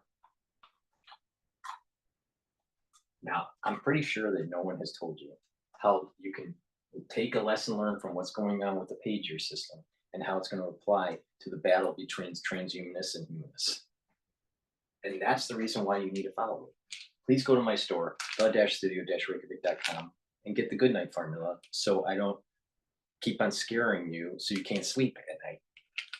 You need good restful sleep to consolidate memory, to detoxify the body, to be well rested.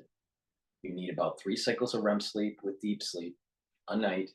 And over time, what will happen is that you're detoxifying the body and you're improving your memory and you're having more energy. This has tryptophan and melatonin in it. So you should take this if you're not sleeping well. There are many people that are not sleeping well at night. Take this supplement so you can get that deep sleep and those REM cycle sleeps. Chronic sleep deprivation will lead to problems with neurons because there's a buildup of toxins, and sleep deprivation will prevent you to detoxify the body. It will prevent you from being well rested, right? If you're not sleeping well. But when you're chronically like this, you're going to start having recession. Your dendrites, your connections, your neural connections, your dendritic connections are going to recede, and so you're going to have less memory. You're going to build up of toxins, and then over time you get early dementia, age-related dementia. You age faster when you don't sleep. When you have chronic sleep deprivation, you age faster. When you have chronic sleep deprivation, you build up toxins. When you have chronic sleep deprivation, you lose your memory. All right? So you need, as part of a healthy protocol, to have good, regular sleep a night. If you're not getting good, regular sleep a night, you should be taking this. So you are getting your body in a restful sleep, so you have energy, you're detoxifying the body naturally, and you're consolidating memory, and you're maintaining those neural connections. So don't fall in the trap of age-related neural disease because of sleep deprivation. So please go to my store, the-studio-reykjavik.com, and get the good night formula. Since the 2020 crisis, people's immune systems are trashed. I've explained why. Please go to my store and take the lignans. This is a powder. You mix it with your food, or you can mix it with water. It'll boost up your immune system. In addition, it'll also help with your hormonal system. It's for males and females. This is important because we live in an toxic environment where there's chemicals in our air, in our food, in our water that disrupt our endocrine system. And you need to kind of reboot your endocrine system. You need to get rid of those toxins. You need to get rid of those chemicals, and you need to boost up your immune system. Take lignans as part of a protocol to be able to boost up your immune system. So please go to my store, take it every day to boost up your immune system. It's very important. Since the 2020 crisis, it's very important to boost up your immune system. Because of a bad immune system, people get cancers. Because of a bad immune system, people get opportunistic infections. Because of a bad immune system, you age faster. Take my advice or don't take my advice. I don't care. I'm telling you what works. So please go to my store, the-studio-reykjavik.com, and get lignans.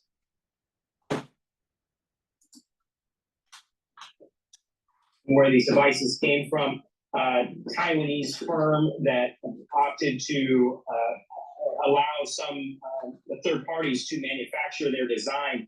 And this pager itself, the latest reporting as that this is being followed through the supply chain, is that they were being manufactured in Budapest, and that at some point the again, potentially the Israelis, allegedly, were intercepting these devices in shipment and making the modifications to them that the distributor, the manufacturer, the owner of the trademarks, they had no idea that any of this was happening. They're coming out really strongly. I've seen some reporting out of Taiwan today.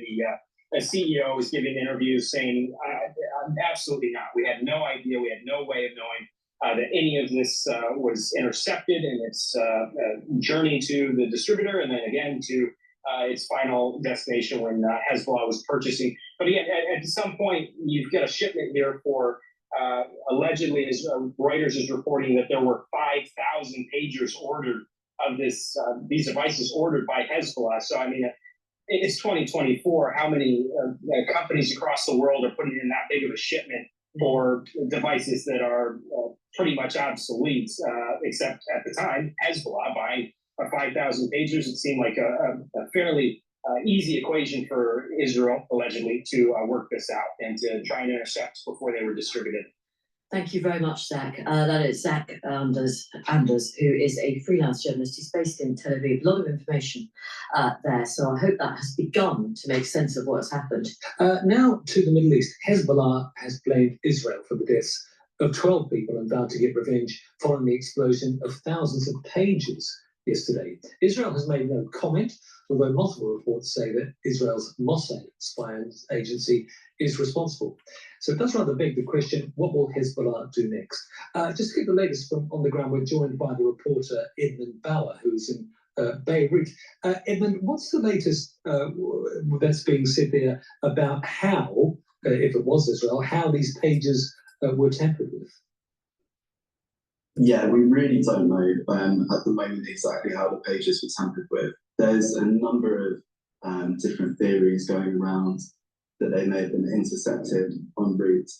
I think the idea that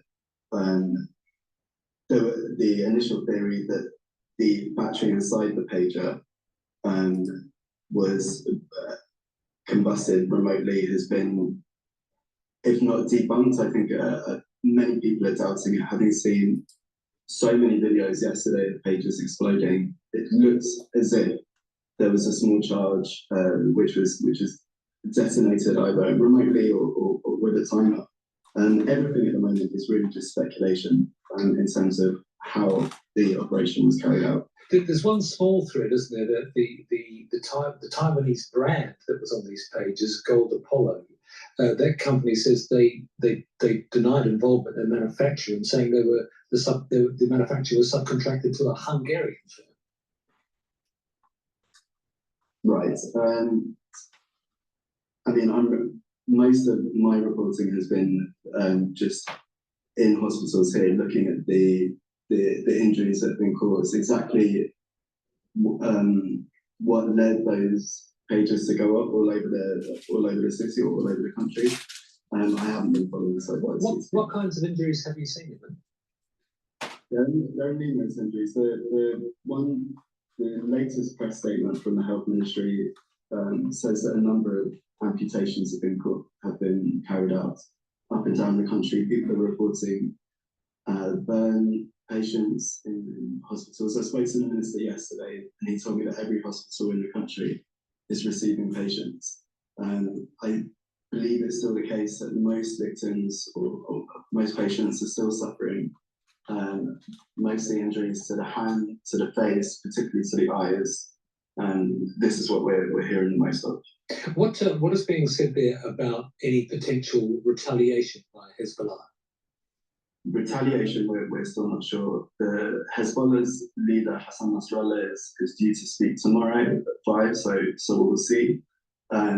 Even during that speech, he may not give such an indication of when retaliation is going to take place. The only statement that Hezbollah has put out so far says something along the lines of, we will retaliate from where you expect us to and where you don't expect us to. The previous retaliations during the fighting over the past year there's been a long period of waiting before they carried them out. So I don't think we're gonna find out anytime soon. Yeah, and just in terms of the lead up to this, has there been much in the way of actual armed conflict along the Lebanese border there? There's been sustained conflict since 8th of October, rather, the day after Hamas's incursion into Israel. It has ramped up steadily over the course of, and we're going on almost a year now. Most of the fighting has taken place along the border, so airstrikes, missile strikes, and drone strikes on mostly targeted Hezbollah locations on this side of the border. But also in the east of the country, and targeted strikes in Beirut and in Saida, a number of other cities. Edmund Bauer in Beirut, thank you very much. All right, let's go to Al Jazeera and what they have to say about this.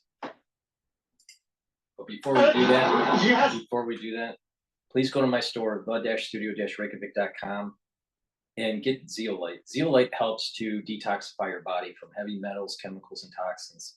It is a negatively charged molecule that will bind to positively charged toxins and chemicals and heavy metals. And what will happen is once it binds, you'll be able to urinate that toxin out in about 6 to 8 hours. So you just take a few drops underneath your tongue, swallow with filtered water, and you can take it every day. Some people, there's kind of two types of people that do this. You can take, a few drops a day, every day, year round, with zeolite. Or some people just take it until a bottle is done, and they may detoxify their body once or twice a year. Okay, so it just depends on your preference. But the zeolite that I offer, you can take year round. If you are on medication, you need to talk to your healthcare provider, talk to your doctor before taking zeolite, because if you're taking medication, the zeolite may bind to the medication and reduce the dose. So the doctor may have to up the dose if you're going to be doing a detoxification. If you are planning to detoxify your body, you should always talk to your doctor if you're on medication, because it may reduce the concentration levels of your medication in your body. So that's just, make sure you talk to your doctor if you are on medication before you do any type of detoxification. All right, that's important, because you don't want to lower your dosage level, right, as you are detoxifying your body. But the ones that are not on medication, you can take this every day, and you don't have to worry about it and all this stuff. So, but taking zeolite is really important to detoxify your body. Zeolite will bind to heavy metals, toxins, and chemicals. In addition, we are bombarded by PFAS and PFOS, different types of forever chemicals, right? And zeolite will get rid of those.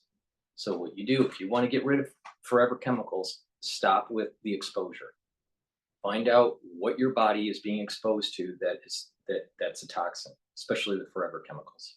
Make sure you filter your water, and make sure that you stop eating processed foods, and make sure you try to eat foods, fresh vegetables and produce that's not heavily pesticide. All right. So stopping it from the intake is really important. Then you have to go to the next level and then try to get rid of the toxins in your body. And that's through detoxifying your body by doing colon cleanses, liver cleanses, kidney cleanses, right? Yeast cleanses. Sometimes you have to expel certain types of yeast that are in the colon, and parasitic cleanses, right? There's all these different types of cleanses that one should be doing every year, or every other year, or every third year. But zeolite is another one of those methods of cleansing. So it's important, all right? We have accumulated toxins and forever chemicals in our body. And it is possible over time to get rid of them. But first you have to stop it from its source. Stop ingesting these chemicals. And then also having some sort of protocol to regularly detoxify your body through colon cleanses, liver cleanses, and the zeolite. All right. So take my advice, do, you know, some cleanses and also use the zeolite. Go to my store, the-studio-reykjavik.com. K2 MK7, new product on my store. I take K2 for many, many, many years, and it's very important for bone health and for cardiovascular health. So please go to my store and get the vitamin K2. Ubiquinol is the active form for CoQ10. It's a new product that I have on my store. I've been taking Ubiquinol for many years also. It helps to boost up your energy levels. It's an antioxidant, and it also helps to protect your neurons for neural health. So please go to my store and take Ubiquinol. You should, this is synergistic with C60. It's synergistic with NAD+. It's synergistic even with Clarity Factor. So please go to my store, the-studio-reykjavik.com, and take Ubiquinol every day. NAC is a compound that will help to boost up your glutathione levels. By having higher glutathione levels, you're being able to soak up those free radicals on a different mechanism, through a different pathway compared to C60. So it's synergistic with C60. NAC is a strong antioxidant, right? Because it's boosting up the glutathione levels. In addition, it'll help to detoxify your liver, all right, and your kidney.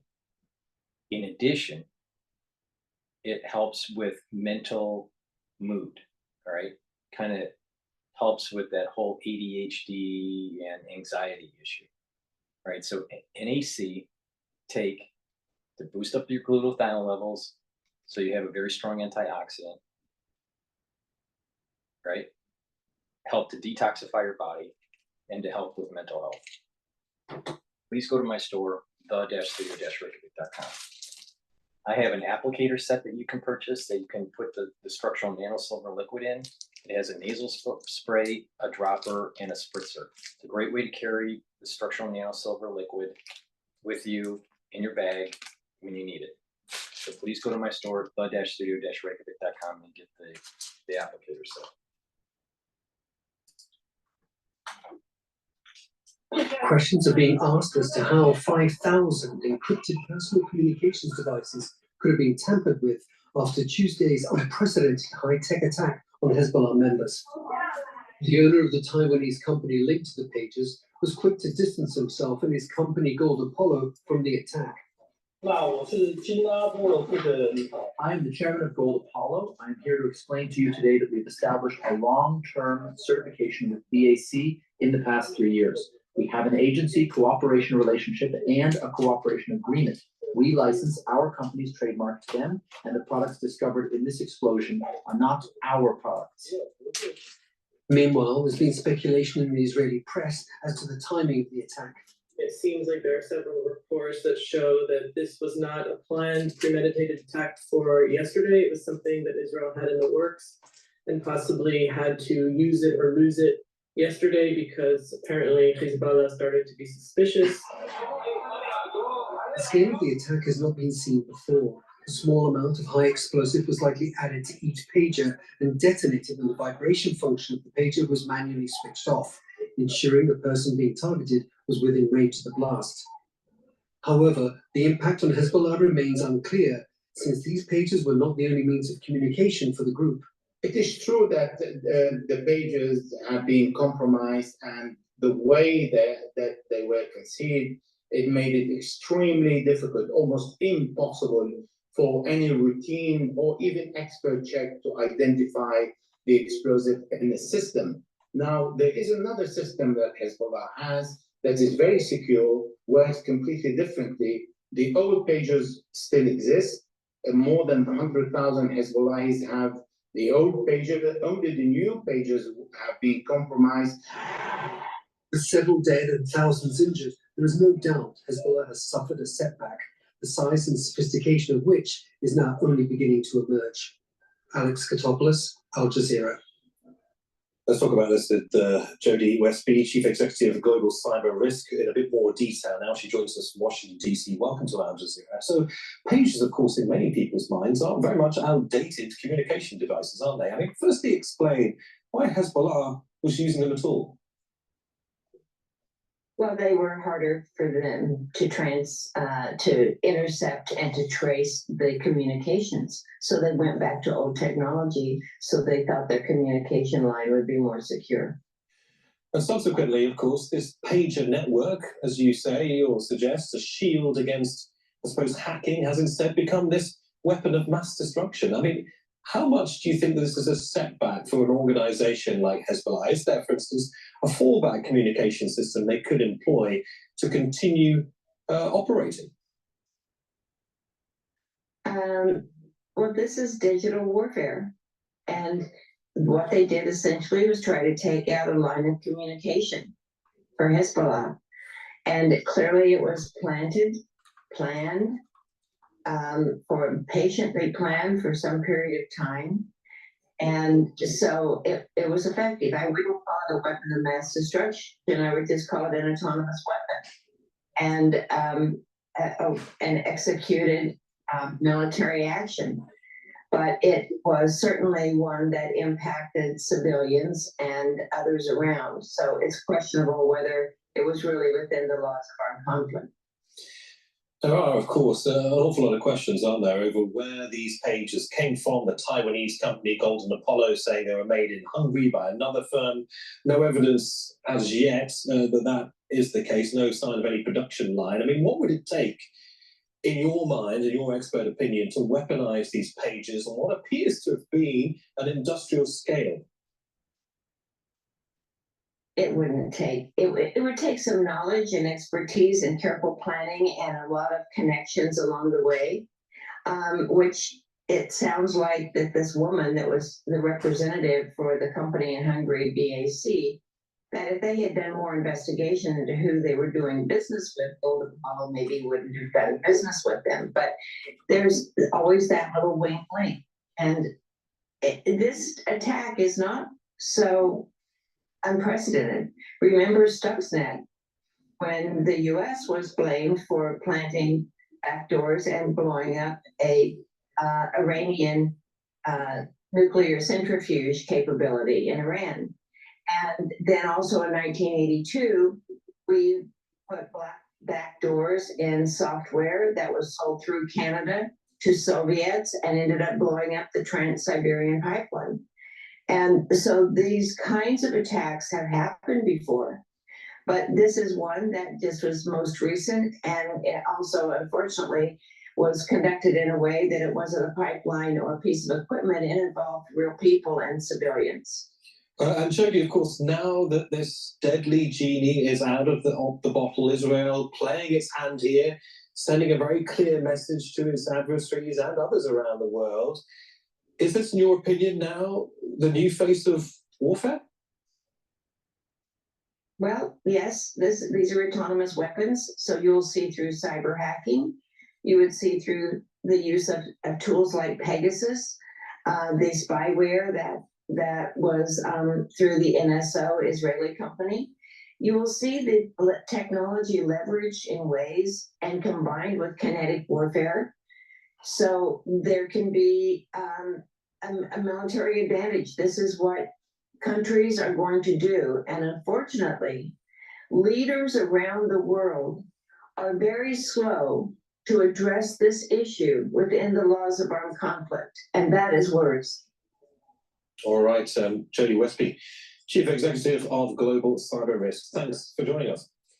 All right, let's go to Al Jazeera again. There's in GMT, and we are covering breaking news out of Lebanon. Before we do that, please go to my store, the-studio-reykjavik.com, and get the C60. C60 is a very strong antioxidant. I have it in avocado oil, in extra virgin olive oil, and also MCT coconut oil. All right, you can get it in a 2 ounce, a 4 ounce, or an 8 ounce configuration. The higher ounce configuration is a little cheaper per ounce. So it behooves you to purchase a higher ounce configuration if you can afford it. Should take a C60 about a tablespoon a day. All right, it's important every day. It absorbs faster, right, if it's on an empty stomach. In addition, if you work out, take it before your workout, and you'll notice that your recovery time is much quicker. The reason being, you're soaking up those free radicals that you're developing as you're working out. So if you work out, you take C60 to help with recovery time. But even if you don't work out, taking C60 every day is going to soak up those natural, the free radicals. We develop free radicals naturally in our body by just living, but we develop free radicals faster as we age, as we eat. When we eat, we produce free radicals, and also when we exercise, we produce free radicals. So it's important to soak those up. And taking it every day, taking a teaspoon of it a day, is going to help to soak up those free radicals. So please go to my store, get the extra virgin olive oil that I have on my store now, or the coconut or the avocado. C60 is a molecule that is suspended in a oil that will help to soak up those free radicals. It's a very potent antioxidant, and it's synergistic with some of the other things that I offer, like ubiquinol and resveratrol and clarity factor. I explain it how you have to improve your mitochondrial health in your neuron to be able to have more neurotransmitters. So when we age, our mitochondrial health goes down. The number of mitochondria in a cell goes down, and our ATP goes down, and therefore our immune system goes down, and we have less energy, and we're more lethargic, and all of a sudden there is more aging that takes place. You want to stop that. You can reverse it by taking C60. Please go to my store, the-studio-reykjavik.com, and get C60 either in a 2 ounce, a 4 ounce, or an 8 ounce configuration. The link is in the description of this video. It's the-studio-reykjavik.com. And there are reports of more communication devices exploding in several parts of the country. 3 people have been killed and hundreds have been injured.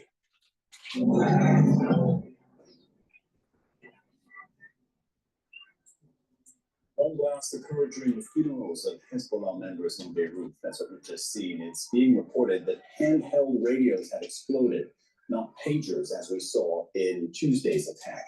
Emergency services have been responding in at least 3 cities across the country.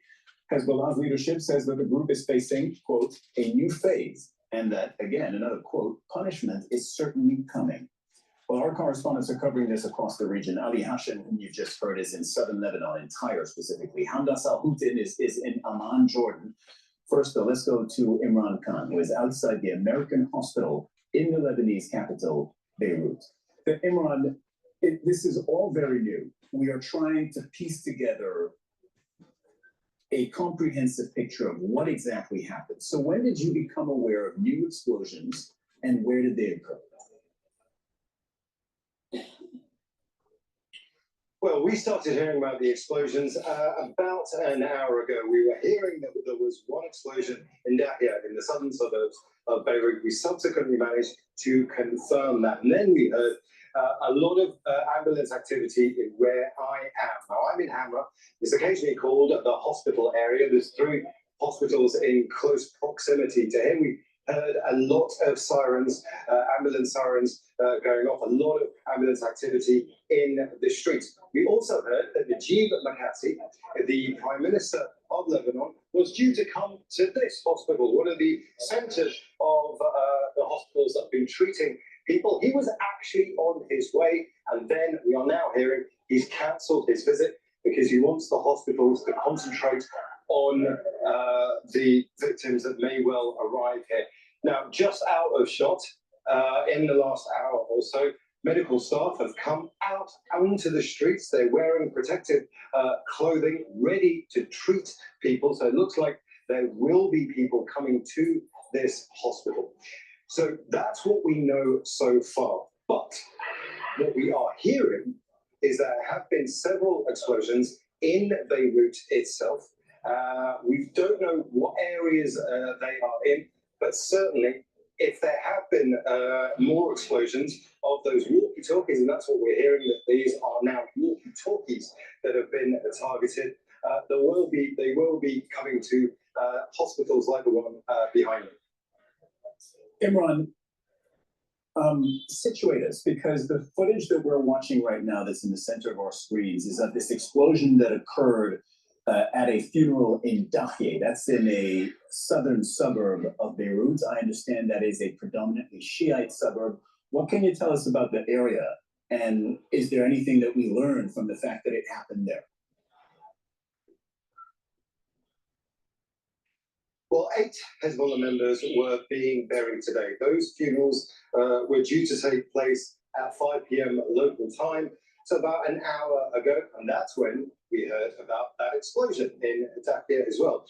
So that explosion taking place in the funerals. The funerals, I have to say, still did take place and are ongoing. But live pictures that we're seeing there.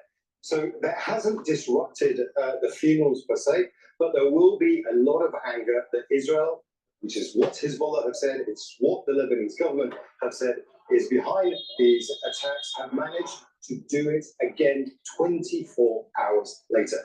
Now, we're also expecting in 24 hours to hear from Hassan Nasrallah, the leader of Hezbollah. He's already said he's going to be talking about the pager attack. He's now going to have to talk about the walkie-talkie attack, as now people here are calling it.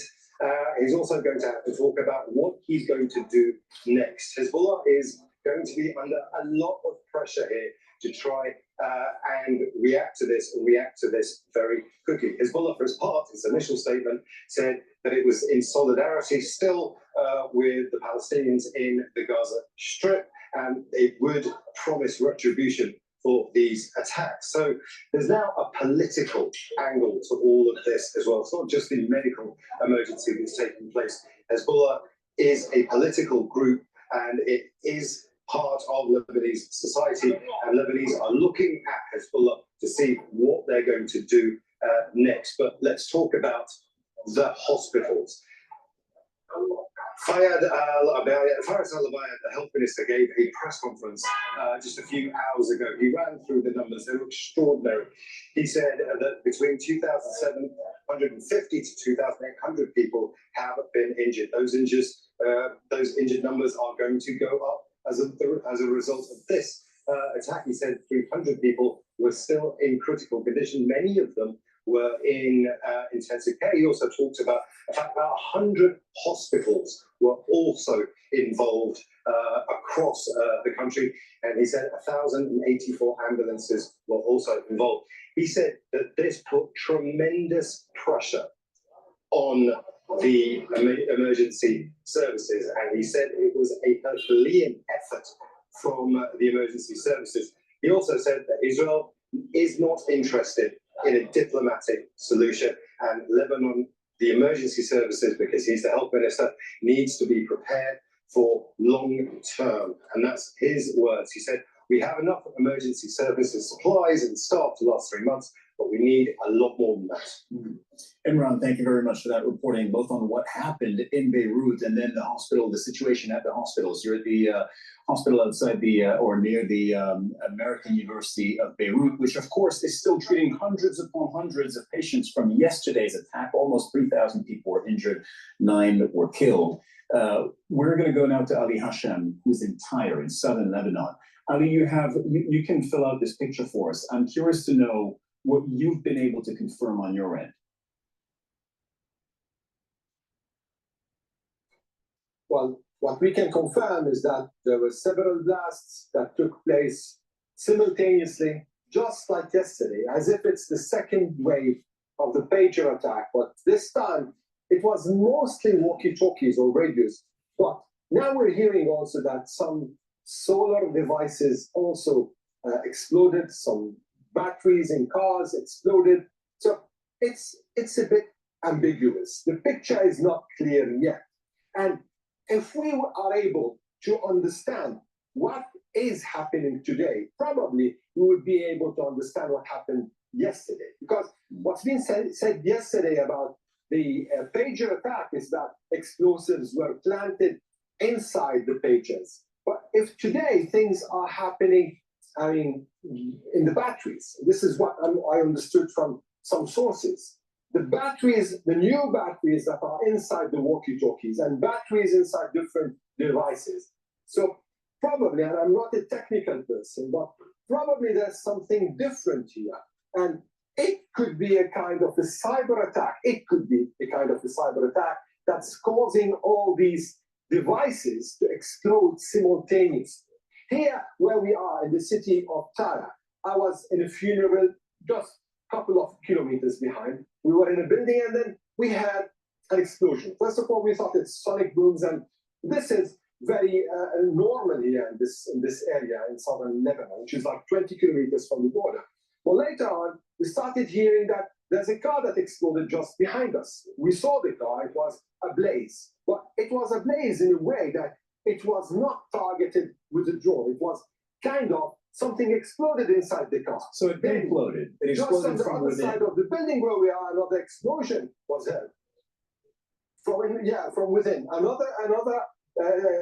There was an apartment, something inside the apartment exploded. And then we started getting these messages about explosions in southern suburb, people taking part in the funeral in Sidon. Now, what we can say, there are some solid information coming from the Lebanese Ministry of Health that one person was killed and at least 100 are injured. These are the initial reports now, the official reports, that at least one person was killed and around 100, or at least 100 are injured. But it's still the beginning of, getting to know what's happening. And now we might hear about more numbers. Yesterday, I remember when this started, we were still in Doha, and we started hearing about tens of people, 300, 400 people, and then it ended with, the number today is like around 3,000 people injured, 9 or 10 people killed, and several maybe in dire situations. So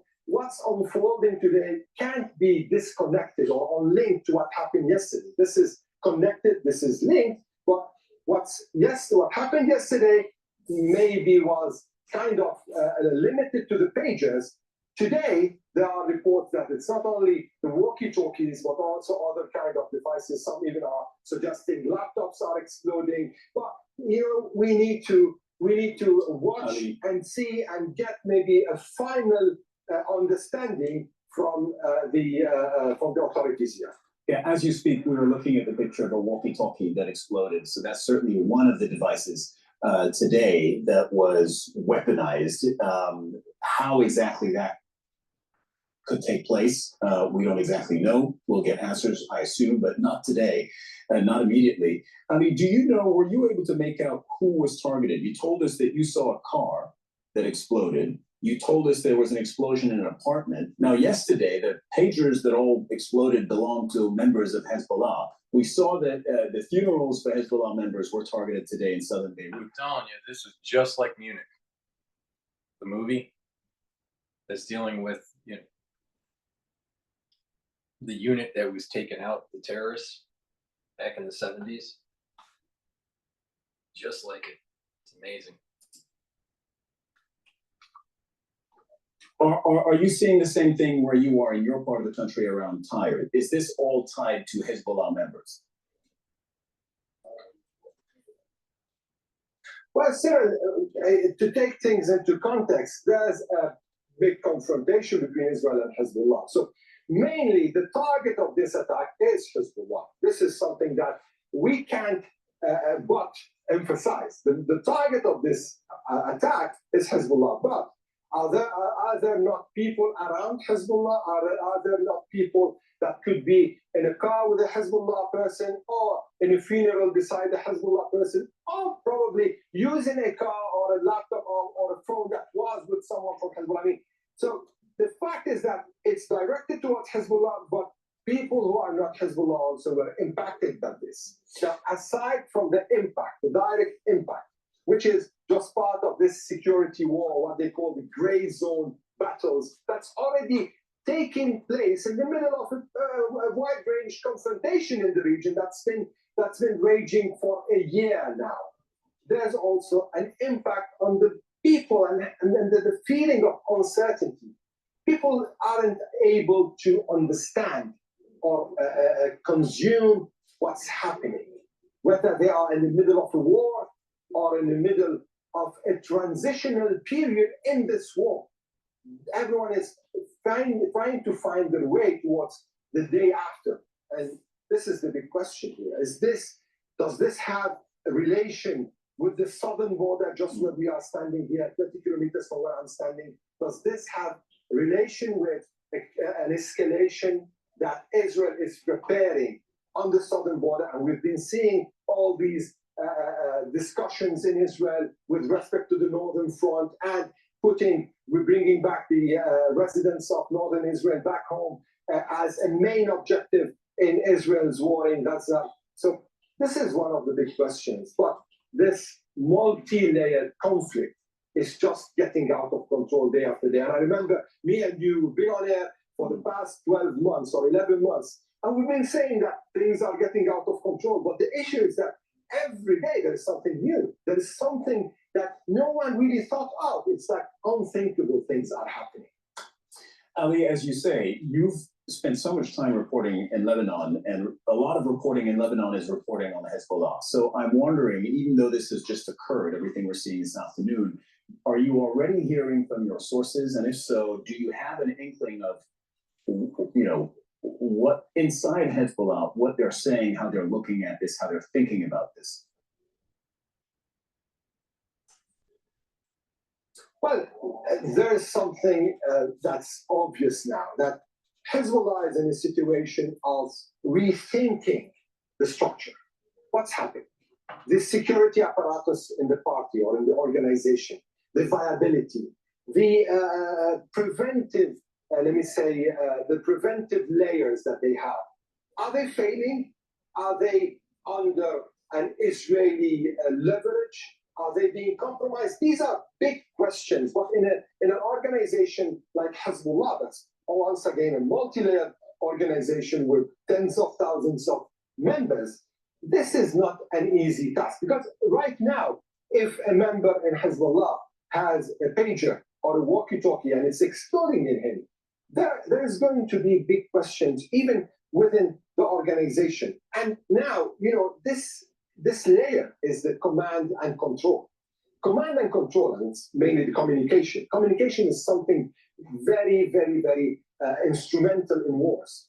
If communication is harmed, then the whole war, the whole effort is harmed. And that's why I think Hezbollah should be, and I think they are concerned that things are not good for them. Tomorrow, Hassan Nasrallah, the party's leader, is going to address his people. Now, what is he going to say? What he's going to vow? Is he going to vow revenge?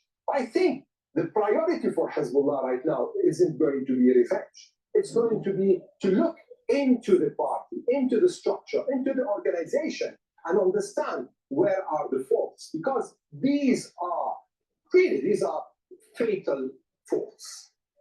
That's really interesting, and I'm making a note of that Hezbollah leader Hassan Nasrallah is scheduled to speak tomorrow. Of course, we'll be very interested in hearing how he handles this, how he frames all of this, and what's this event seems, in my estimation, this event is leading towards something in September 24th,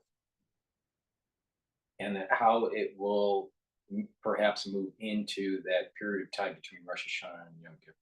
So from October 2nd to October 12th. But I'm very concerned about September 24th. I've been that way for a few months now, all right? I said that there was going to be something that happens on the 322nd day from October 7th, which is August 24th, and that did happen. And that was the airstrike. I didn't know what was going to happen. I just had a feeling that something big was going to happen.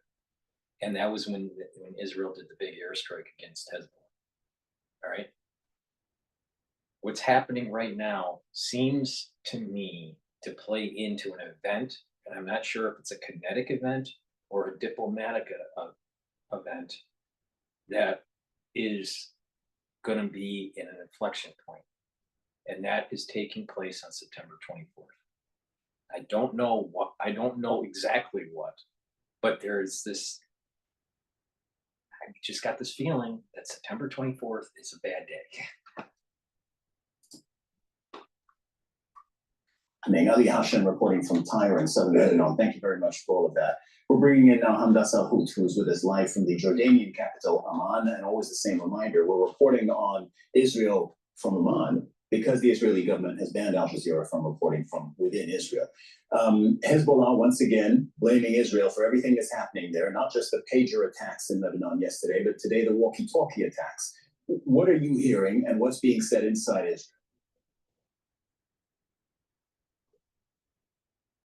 Well, according to reports within Israeli media citing anonymous officials, of course, who are speaking to several different reporters, they are saying that this was indeed Israel, not just today, but also the pager attacks on Tuesday. And the sources are, quote, saying that the goal in the second wave of attacks was to increase paranoia and fear among Hezbollah to essentially show the Lebanese armed group the types of capabilities that Israel has. Now, before these sources have spoken out today, we heard from several different Israeli media outlets on Tuesday that said that this looks like something that is the work of the Israeli Mossad, that's the external security agency. They have very, very intricate and sophisticated capabilities, both with weapons and technology, artificial intelligence, and all signs, they say, we're pointing to that. But of course, when it comes to official Israeli reaction, there was none. There was nothing from the Israeli government, nothing from the Israeli military, and of course, no sort of statement from the external security agency, who never comments on its activities abroad. But it's worth mentioning the meetings that took place between Israeli security officials last night. The Army Chief of Staff, the Israeli Defense Minister Yoav Gallant, who said they are increasing the readiness. They have even moved several different units of the Israeli military from where they were stationed in Gaza, on the Gaza border, to the northern part of the country. And it comes after a meeting 2 days ago in which the Israeli Prime Minister Benjamin Netanyahu added another goal to the war. Previously, there were 3 goals, all pertaining to Israel's war on Gaza. But this time, it's different. There's a 4th goal that's added that relates to securing Israel's northern border, to returning those evacuated Israelis from those towns and settlements. So according to Israeli officials, this is Netanyahu's way of signaling that he's changing his policy when it comes to dealing with Hezbollah and when it comes to dealing with the situation on Israel's northern border. Al Jazeera's Hamda Salhout in Amman. All right, so this is another episode of As the World Burns. So please go to my store, the-studio-reykjavik.com. Get the supplements that I offer. Listen to what I'm doing as a protocol and how to mitigate certain types of ailments, how to boost up your immune system, how to slow down the aging process. This is something that I do every day. All right, it works. Follow my lead and you'll be okay. All right. Please help support my work by purchasing the products that I offer, by subscribing to all my channels. All the links are in the description of this video, and ask your social media to follow me so I can accrete more followers, so I can inform them about the economics, the geopolitics, and what's going on with our health. So thank you for listening. Please go to the store, the-studio-reykjavik.com. The link is in the description of this video and all my videos. Thank you for listening and have a nice day. And by the way, don't buy a pager.